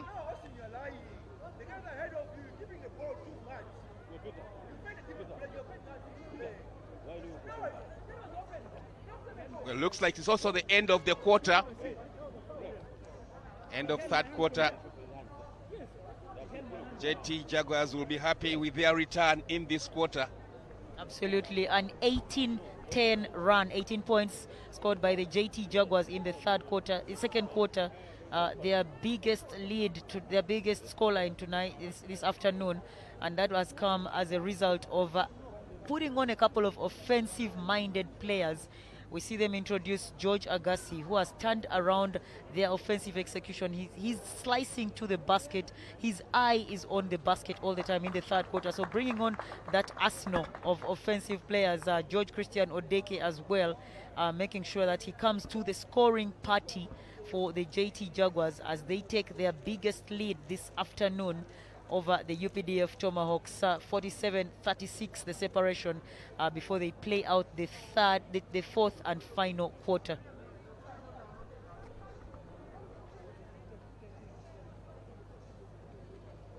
Elijah Dakun there with an acrobatic finish. As we show you some of the best plays over the course of the game. Akok. This was in the first quarter, where Akok was calling all the shots. Every angle captured by our production team. This is one of the entrants off the bench for the Jaguars, George Odeke.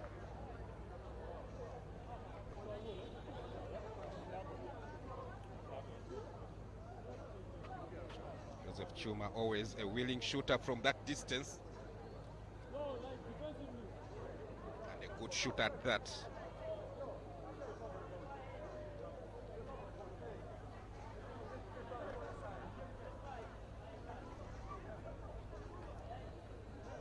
As we wait a couple of seconds before the fourth and final quarter, Jaguars looking to make it 8 victories.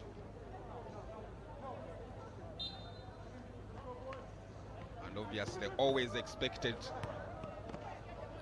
to make the playoffs.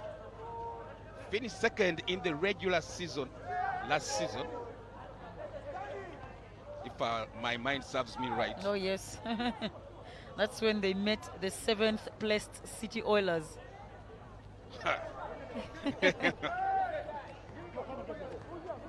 So the higher seeded team was the underdog. It's how ironic. Surprise, surprise. Yeah. So we are out for quarter 4, the fourth and final. Elijah Adakun off the baseline.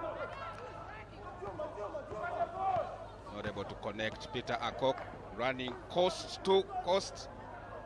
Doesn't go for the finish. Looks for that pass, doesn't get it. Elijah Dakun couldn't finish what seems like a routine layup. Yeah, oh yeah, he was on his strong spot, which is the left-hand side of the lane. And for a left-hand dominant player who is Elijah Dakun of the Jaguars, that should have been an easy finish for him. He misses, but lucky on hand was teammate, smallest in size but biggest of heart, who was George Christian Odeke, holding down the rebound and picking up a foul on that closeout by Bang Difu of the UPDF Tomahawks. So they get a chance once again, possession for the JT Jaguars. An early whistle, which indicates an offensive foul. Illegal screen planted by Peter Sifuma. He was trying to set his guard free, who was George Christian with the ball. So trying to set him free, get the aggression by Joel Ichuma away from him. So he's called for that illegal screen on Peter Sifuma, the big man of the Jaguars. UPDF give up the ball. George Christian Odeke kills the dribble, waits for support. Ian Lugama driving through, kicking it out. Elijah Dakun loves that corner. Peter Sifuma, or rather Badiri Chuma, posting up again. It's a good look, seeing him post. Yeah, it was a good look, and actually his teammates missed him the first time.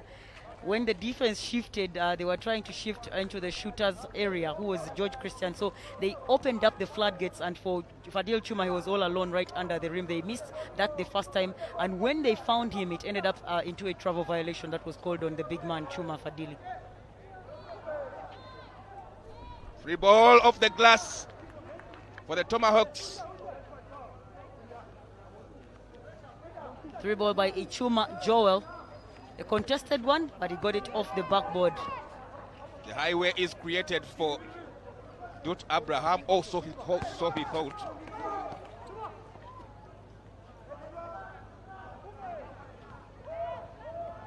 Peter Akok. Free ball. Still UPDF ball. They go again from the 3. Ian Lugwama has it slapped out of his hands, and so the UPDF Tomahawks find some defense that saves the face of Ian Lugwama. Odeke using the left hand. Sneaky, nifty little move there from George Christian Odeke to beat the size and length of Bang Difu, guarding him right under the rim. Ran him in circles and eventually floated it off the backboard. Last touch. Last touch, Chuma Fadili, the big man of the Jaguars, to deny Peter Akok a touch on the basketball. They maintain it at a 10-point lead, the JT Jaguars, in the final moments of the game, the fourth quarter, playing out here at the YMCA, the new look YMCA basketball court. Of course, YMCA having branches all over the country, including in Mukono. I'm not so sure a lot of people know that. They do? Yeah, they do. Apart from the Buambo YMCA. They've grown. There's also, they've grown. I mean, if you go back down the years, recall this was the only branch that they had. It started out as this one being the only YMCA, but now if you talk about Mukono also, they've really grown. Yeah, back in the day, there were about what, 15, 20 students? Yes. Today they are sleeping in storage houses. Abraham Dutz. Of course, YMCA is also a worldwide franchise. Franchise Christian organization. I am, since we are, well, as we are talking about the YMCA, somebody had other ideas. Says, you give me the new look, I'll give you the new look, new performance as well. That was Bang Difo with yet another connection of the 3 ball, as Peter Sifuma can't finish off what was given to him. Chewed food, all he had to do was swallow it. He failed to make the layup.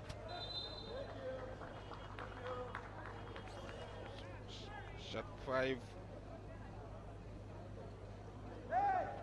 Joel Ichuma was driving that ball to the hoop, got stopped, but apparently illegally.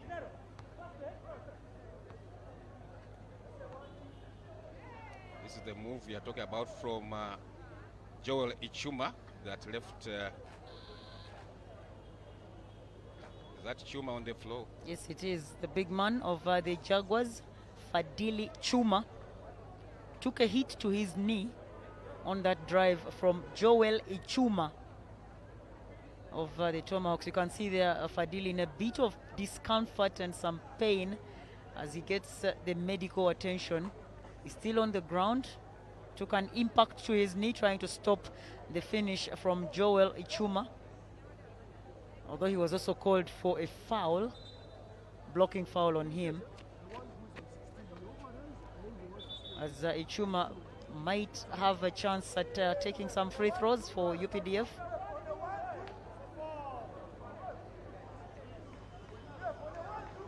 The difference is in single digits.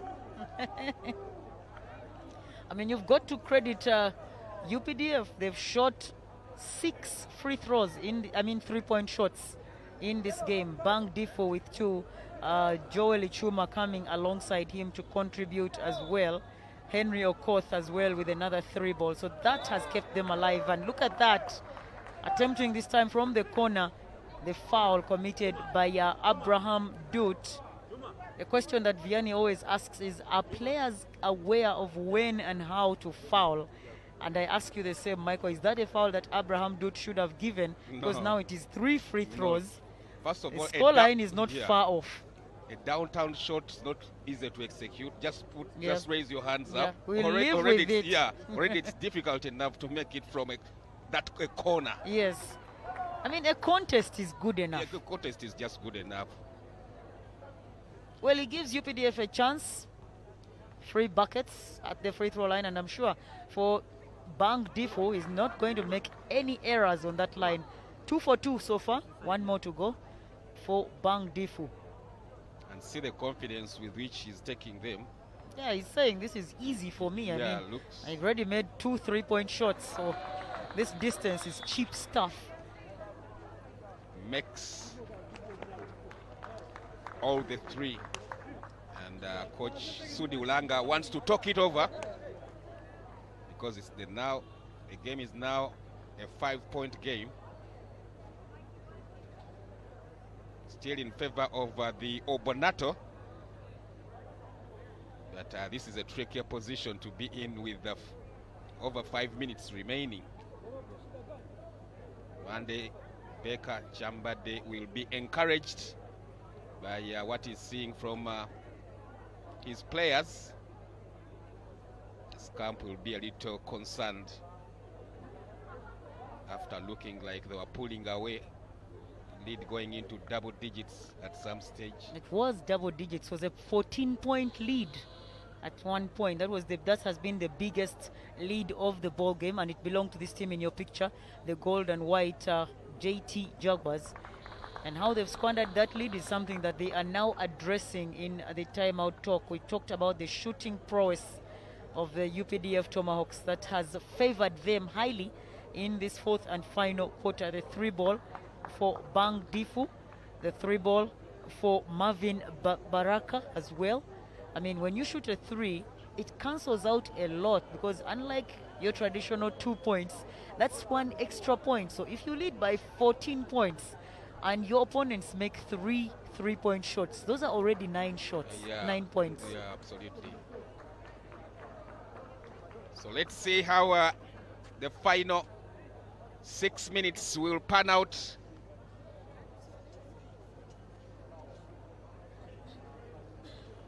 That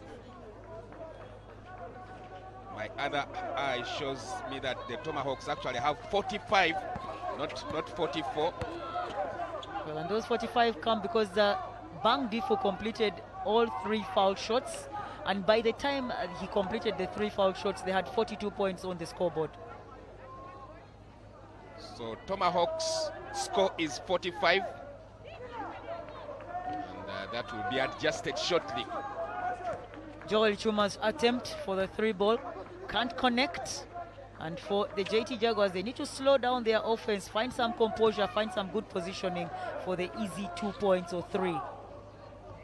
Peter Sifuma trying for the 3. UPDF trying to attack through Ichuma. Ball rolling out of bounds. But looks like still UPDF ball. It is final touch was off the foot of Abraham Dut right in the baseline area on that drive from Ichuma Joel of the UPDF Tomahawks, who are down by 4 points.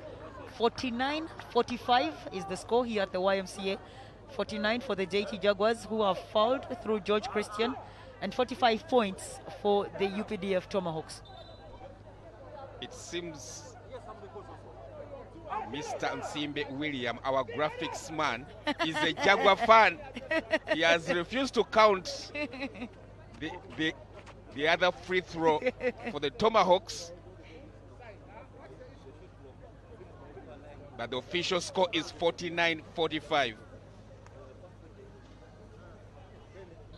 Well, with 5 minutes, 8 seconds, that is plenty of time if you are the UPDF Tomahawks to rally yourselves back in it in the game.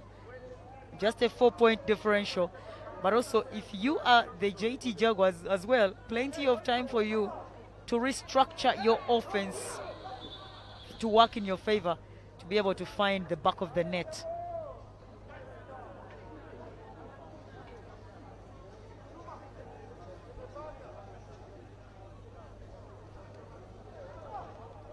Some warnings there from Janvier Baraka. Almost got his inbound stolen, so I think he's trying to remind Akok Peter possibly either to plant the screen for the guard, who is Ichuma Joel, or to get himself available and get the pass, the intended introductory pass into the play, the inbound pass, which was almost stolen before Janvier Baraka had to have a few words with the big man Akok Peter. Is the big man you're talking about, Akok Peter?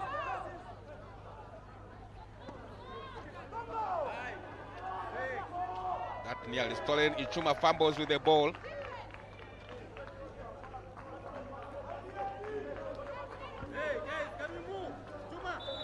That ends up being an out of bounds call.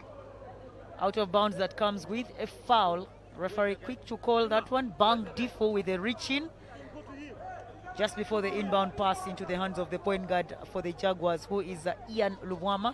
He was fouled by Bang Difo. UPDF resulting into that full court pressure defense. They're down the 4 points, and they know they have a chance to slice into that and possibly take the lead and an eventual victory if they can apply that full court pressure defense against the JT Jaguars. Get them in disarray, get them into turnover situation. Dot Abraham and connect with the three. Akok Peter. Ichuma. Good ball sharing by the UPDF.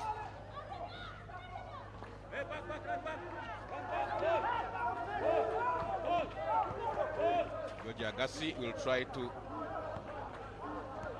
look for the players forward, and one of them is Ian Lubwama here on the ball.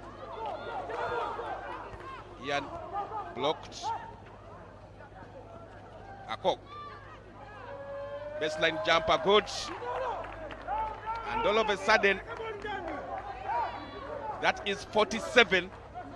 So it's a 2-point game, not 46, but 47. So it's a 2-point ball game. The Jaguars will definitely not be pleased as Abraham Dut fires again for the 3, and he falls short. So they'll definitely not be pleased with how they've squandered what was once a 14-point cushion. They had a 14-point advantage over the Tomahawks, and they've let that one go, and are now forced into the pressure moments, what we commonly refer to as malaria time, as Peter Sifuma picks up a blocking foul trying to contest the attempt of the midi from the big man Godwin Muhamireho. That will align him at the foul shot. That will be Godwin Muhamireho right there in the picture, getting set to attempt the free throws. He has 6 points in the game, playing 25 minutes. 6 points and 7 rebounds for Godwin Muhamireho. Can't connect with the first attempt at a very crucial time. Chance to tie the ball game. Now chance to bring it to within 1 point. That's so. Well, hitting nothing but net. He did learn from the first try where he hit the back of the rim. So readjusted his second attempt to make sure that it was a swish. That's the response from the Jaguars. Ian Lugama trying to be the conductor. I think the play is he's soliciting for the whistle. Thought he could get the call there because you see the swing of the arms from the big man Godwin Muhamireo, but because he got contact with the basketball, so Ian Lugama is not guaranteed a foul call. George Agassi, baseline jumper. As they try to hit the buzzer, they beat the buzzer. But the hoop said no. Loose ball. Good fake, good passing. And that's a foul against the Jaguars. UPDF playing with better composure. Look at that pass down low from Bang Difo into the hands of Janvier Baraka, who picks up the foul against the JT Jaguars. Abraham Dut under the rim, a chance to take the lead from Janvier Baraka. Well, another important free throw missed with a chance to tie the ball game. Second one is missed.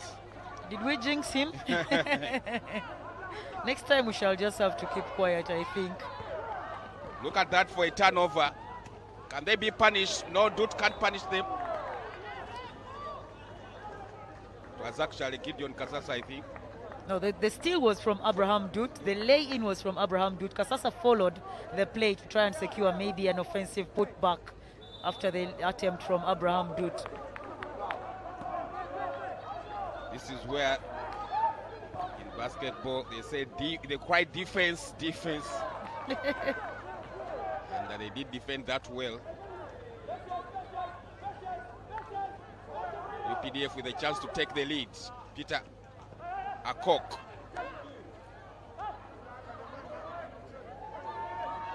Three ball.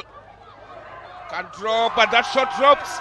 And they take the lead with under 2 minutes remaining. They are trying to stave off relegation. This UPDF side. This game so crucial in that battle. And they are putting on a fight. And that fight results into a violation by the opponents, the JT Jaguars. Elijah Adakun called for an off-ball offensive foul. Not the best of moments for a team that was once enjoying a comfortable 14-point stretch in the ball game, but how the tables have turned around against them. 1 point lead in favor of the Tomahawks. Looking for a 5th victory of the season. They have the same number of victories with the UMU Flames. Only the Rockets have fewer points and fewer victories as a 3-ball attempt is made. Peter Akok. Back to Akok. Gets the foul. He's really wiped the floor, left everything. Oh yeah, he has.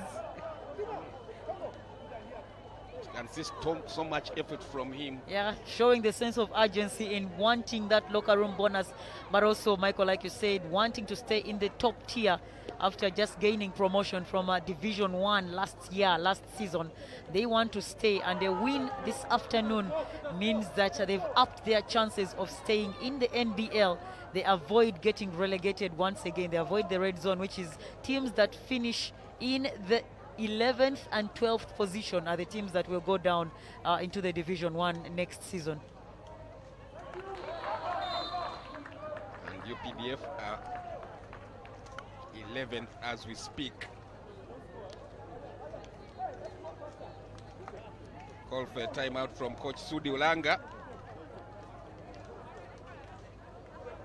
Coach Becca Mande Chamba, they will be encouraged by the scoreline at this crucial time.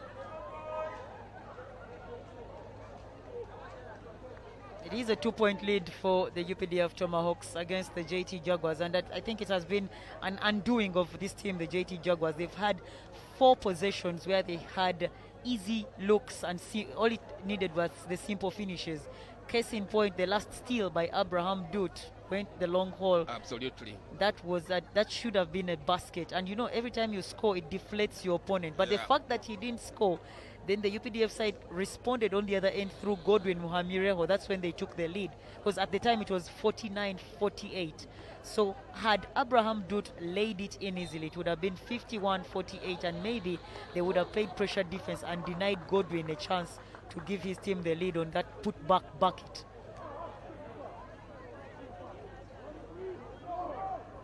Final minute or so,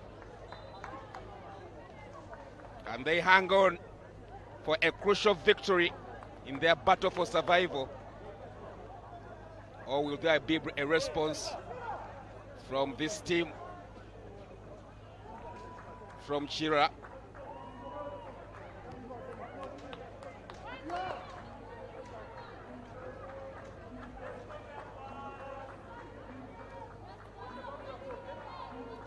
So it's possession at Yeti Jaguars. Asasa makes the move, gets the ball back to Ian Lubwama.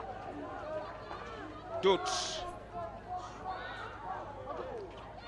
is shooting whenever he catches the ball. Abraham Dut. I'm telling you. And he loves that corner. He does a lot.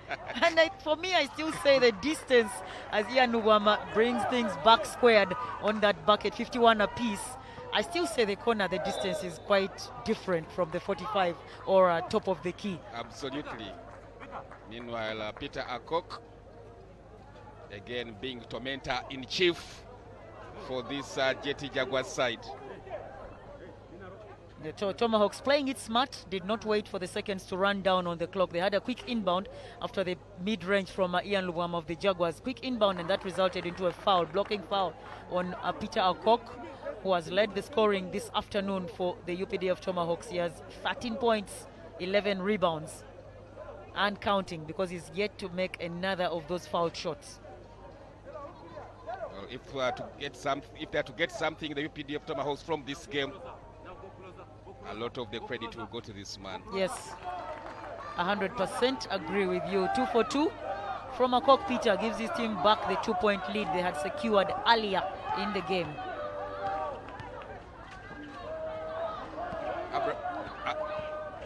Elijah Adakun. Akok steals. Can he punish?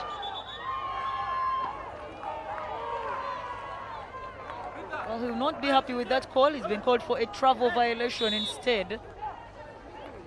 That possibly would have been the full stop that UPDF would have wanted had that layup counted for Akok Peter, but he was called for a travel violation instead. And I think the umpires were quite right on that one. I saw an extra So many steps. Yeah, so many steps. Yeah, but good defense there, I thought, not to foul him. Yes. Even when he had a mismatch, because it was a total mismatch. Yeah, it was Elijah Dakun trying to slow him down. Yeah. And you wonder why he panicked. That is Akok Peter. Yeah, And just take your time, Take maybe your wait time. for the rest of your teammates, or just lay it in and follow it, because we've seen him pick up his own miss several times in the game. So just play it off the backboard, because you're in position to run ahead of Elijah and maybe get the second chance. Well, maybe the adrenaline at this point of the game is not the same as in the first quarter or second. Oh, yeah.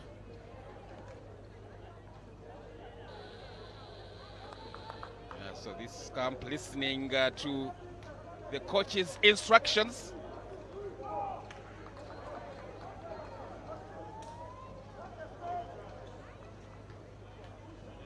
Well, do you think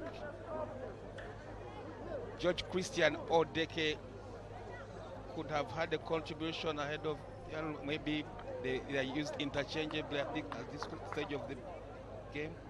Yeah, I think yes, he can have maybe the contribution. Maybe the coach doesn't want to risk, because he's trigger happy. Yeah, he's trigger happy. Yeah, but you know, once the ball gets into his hands, he's going for the kill. Yeah. But of course, as well, they return from the timeout. Looks like he's been reintroduced in the game. Peter Sifuma will take a breather.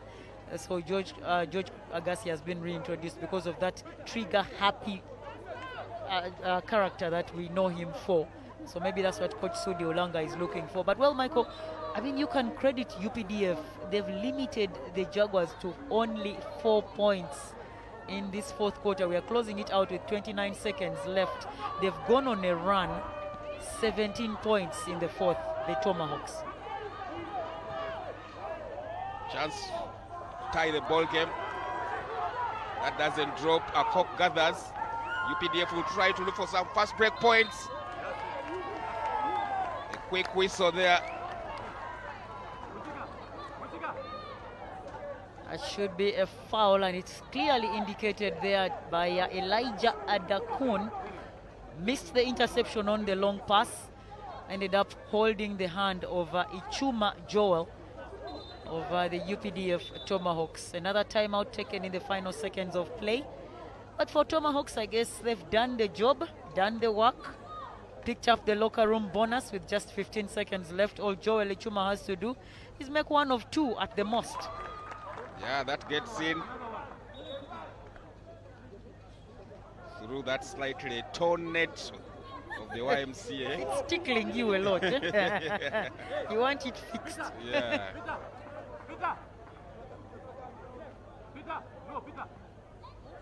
Bang Difu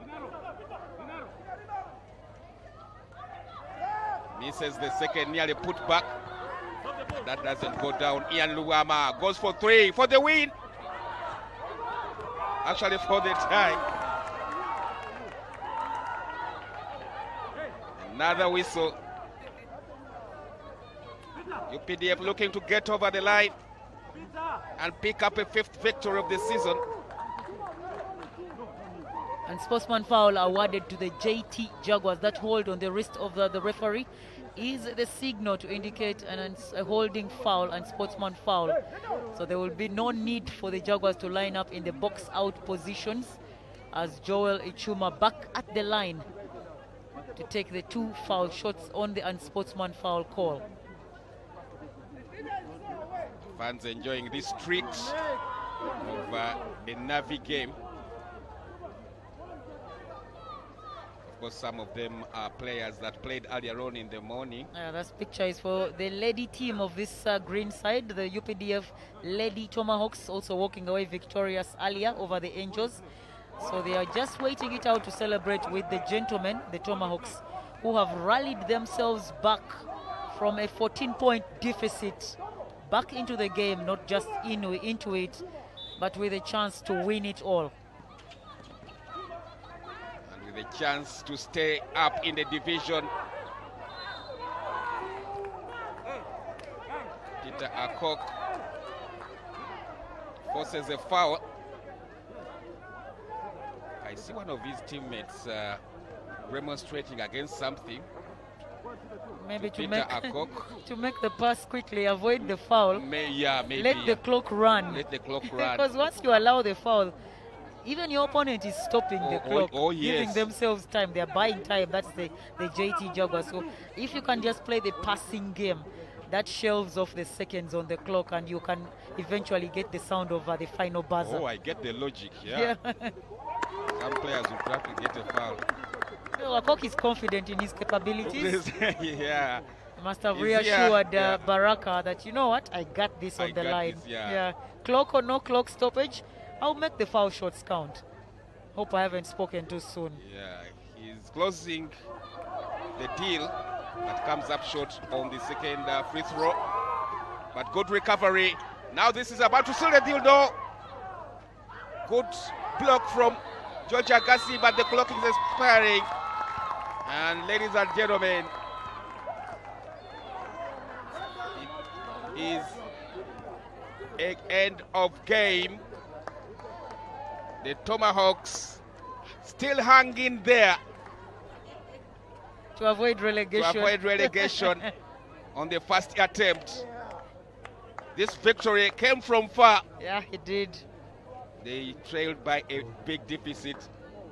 Hawks on a night where their acquisition in Kevin Kasovia, we know him for his strength and prowess in scoring the points. On a night where he did not feature much in the game, The rest of the squad came through, dominating the JT Jaguars in the fourth and final 10 minutes. A 20-point run for them, limiting the Jaguars to just 4 points. And that is where they secured themselves this evening's locker room bonus and a chance to stay in the top tier. You see the celebration there from Amos Mogisha and the rest of the supporting crew off the bench. Akok Peter played this game with intention, and that intention was known with his 16 points, 12 rebounds. Big double-double for the big man that they picked up from the KIU Titans last season.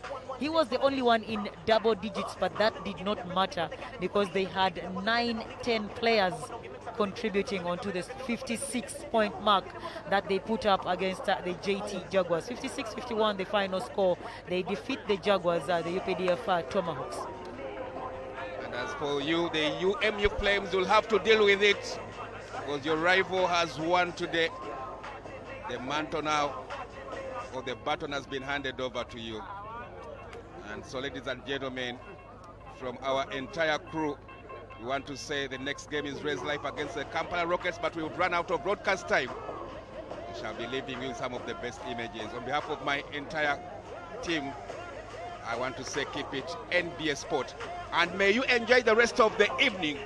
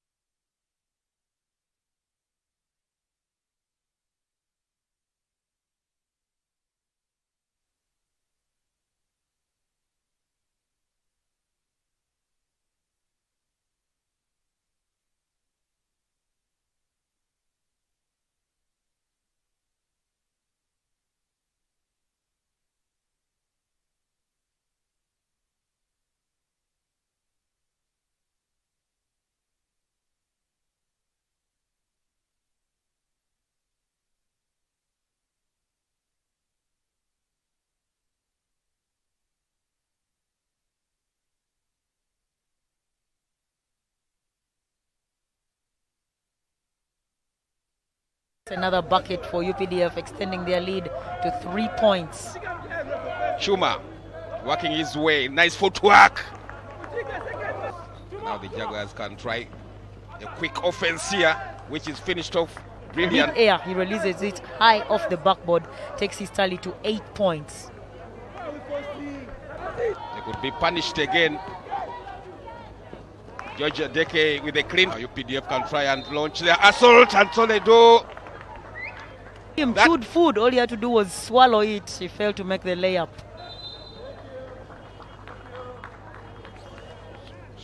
Shot 5.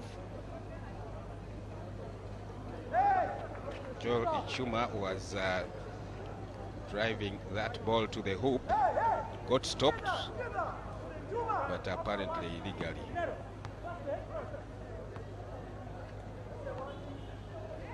This is the move we are talking about from Joel Ichuma that left. Is that Chuma on the floor? Yes, it is. The big man of the Jaguars, Fadili Chuma, took a hit to his knee on that drive from Joel Ichuma of the Tomahawks. You can see there Fadili in a bit of discomfort and some pain as he gets the medical attention. He's still on the ground. Took an impact to his knee, trying to stop the finish from Joel Ichuma. Although he was also called for a foul, blocking foul on him. As Ichuma might have a chance at taking some free throws for UPDF.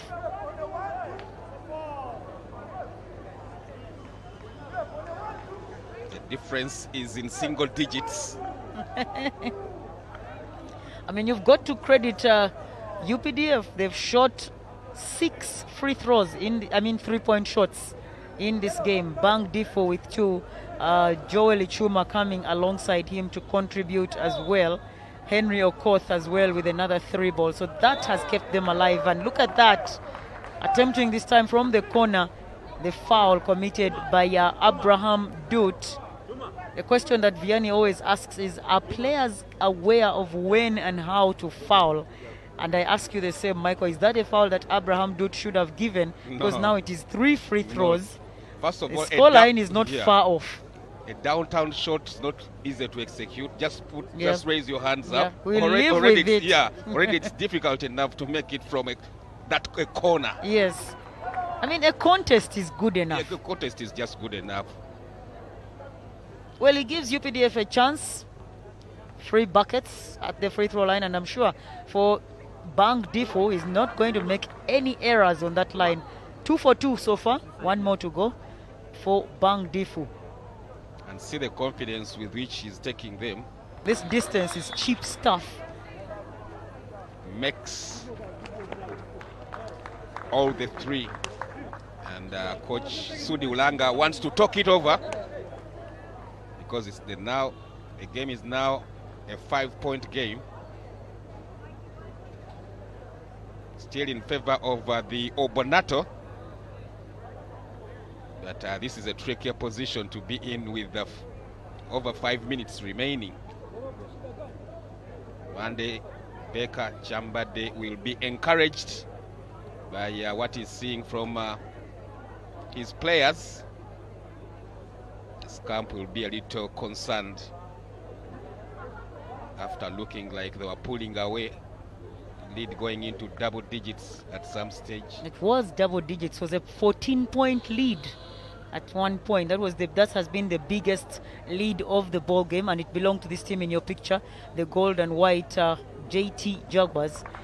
And how they've squandered that lead is something that they are now addressing in the timeout talk. We talked about the shooting prowess of the UPDF Tomahawks that has favored them highly in this 4th and final quarter. The 3 ball for Bang Difo, the 3 ball for Marvin Baraka as well. I mean, when you shoot a 3, it cancels out a lot, because unlike your traditional 2 points, that's 1 extra point. So if you lead by 14 points and your opponents make 3 3-point shots, those are already 9 shots, 9 points. Yeah, absolutely. So let's see how the final 6 minutes will pan out.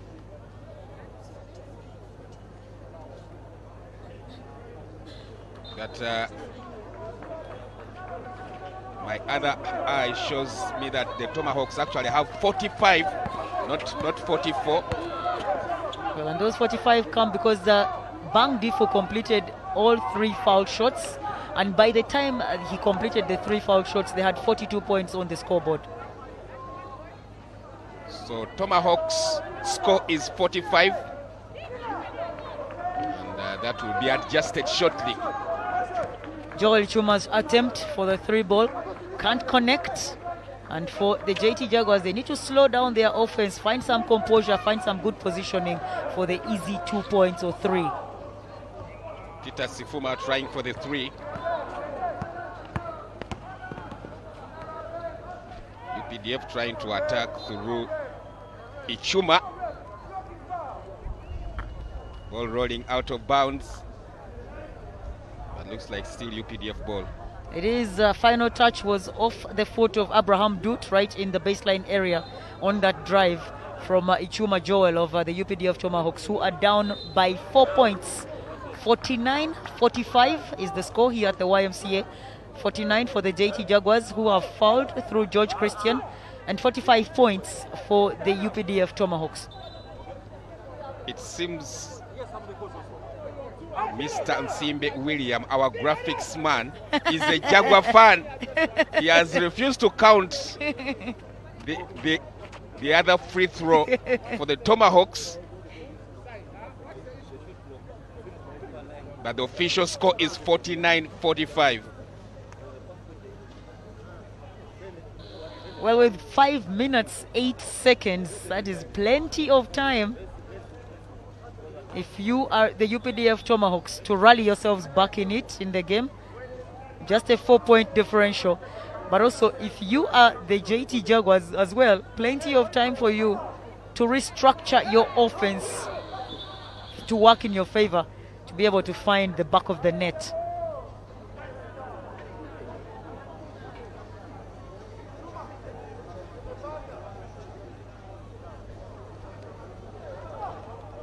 Some warnings there from Janvier Baraka. Almost got his inbound stolen, so I think he's trying to remind Akok Peter possibly either to plant the screen for the guard, who is Ichuma Joel, or to get himself available and get the pass, the intended introductory pass into the play, the inbound pass, which was almost stolen before Janvier Baraka had to have a few words with the big man Akok Peter. Is the big man you're talking about, Akok Peter?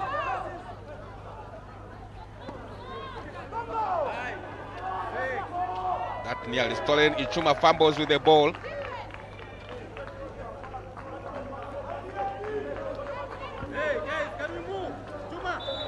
That ends up being an out of bounds call. Out of bounds that comes with a foul. Referee quick to call that one. Bang Difo with a reach in just before the inbound pass into the hands of the point guard for the Jaguars, who is Ian Luwama. He was fouled by Bang Difo. UPDF resulting into that full court pressure defense. They're down the 4 points, and they know they have a chance to slice into that and possibly take the lead and an eventual victory if they can apply that full court pressure defense against the JT Jaguars. Get them in disarray, get them into turnover situation. Dut Abraham and collect with the 3. Akok Peter. Ichuma. Good ball sharing by the UPDF.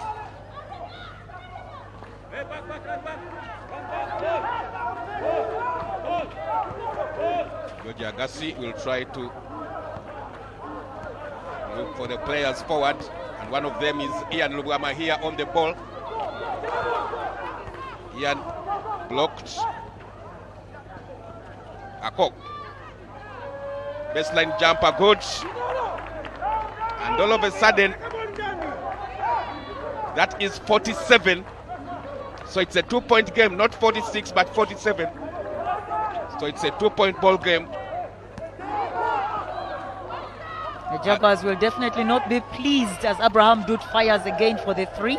and he falls short. So they'll definitely not be pleased with how they've squandered what was once a 14-point cushion. They had a 14-point advantage over the Tomahawks, and they've let that one go, and are now forced into the pressure moments, what we commonly refer to as malaria time, as Peter Sifuma picks up a blocking foul trying to contest the attempt of the midi from the big man Godwin Muhamireho. That will align him at the foul shot. That will be Godwin Muhamireho right there in the picture, getting set to attempt the free throws. He has 6 points in the game, playing 25 minutes, 6 points and 7 rebounds for Godwin Muhamireho. Can't connect with the first attempt at a very crucial time. Chance to tie the ball game. Now chance to bring it to within 1 point. That's so. Well, hitting nothing but net. He did learn from the first try where he hit the back of the rim. So readjusted his second attempt to make sure that it was a swish. That's the response from the Jaguars. Ian Lugama trying to be the conductor. I think the play is he's soliciting for the whistle. Thought he could get the call there because you see the swing of the arms from the big man Godwin Muhamireho, but because he got contact with the basketball, so Ian Lugama is not guaranteed a foul call. George Agassi, baseline jumper. As they try to hit the buzzer, they beat the buzzer, but the hoop said no. Loose ball. Good block from George Agassi, but the clock is expiring. And ladies and gentlemen, it is end.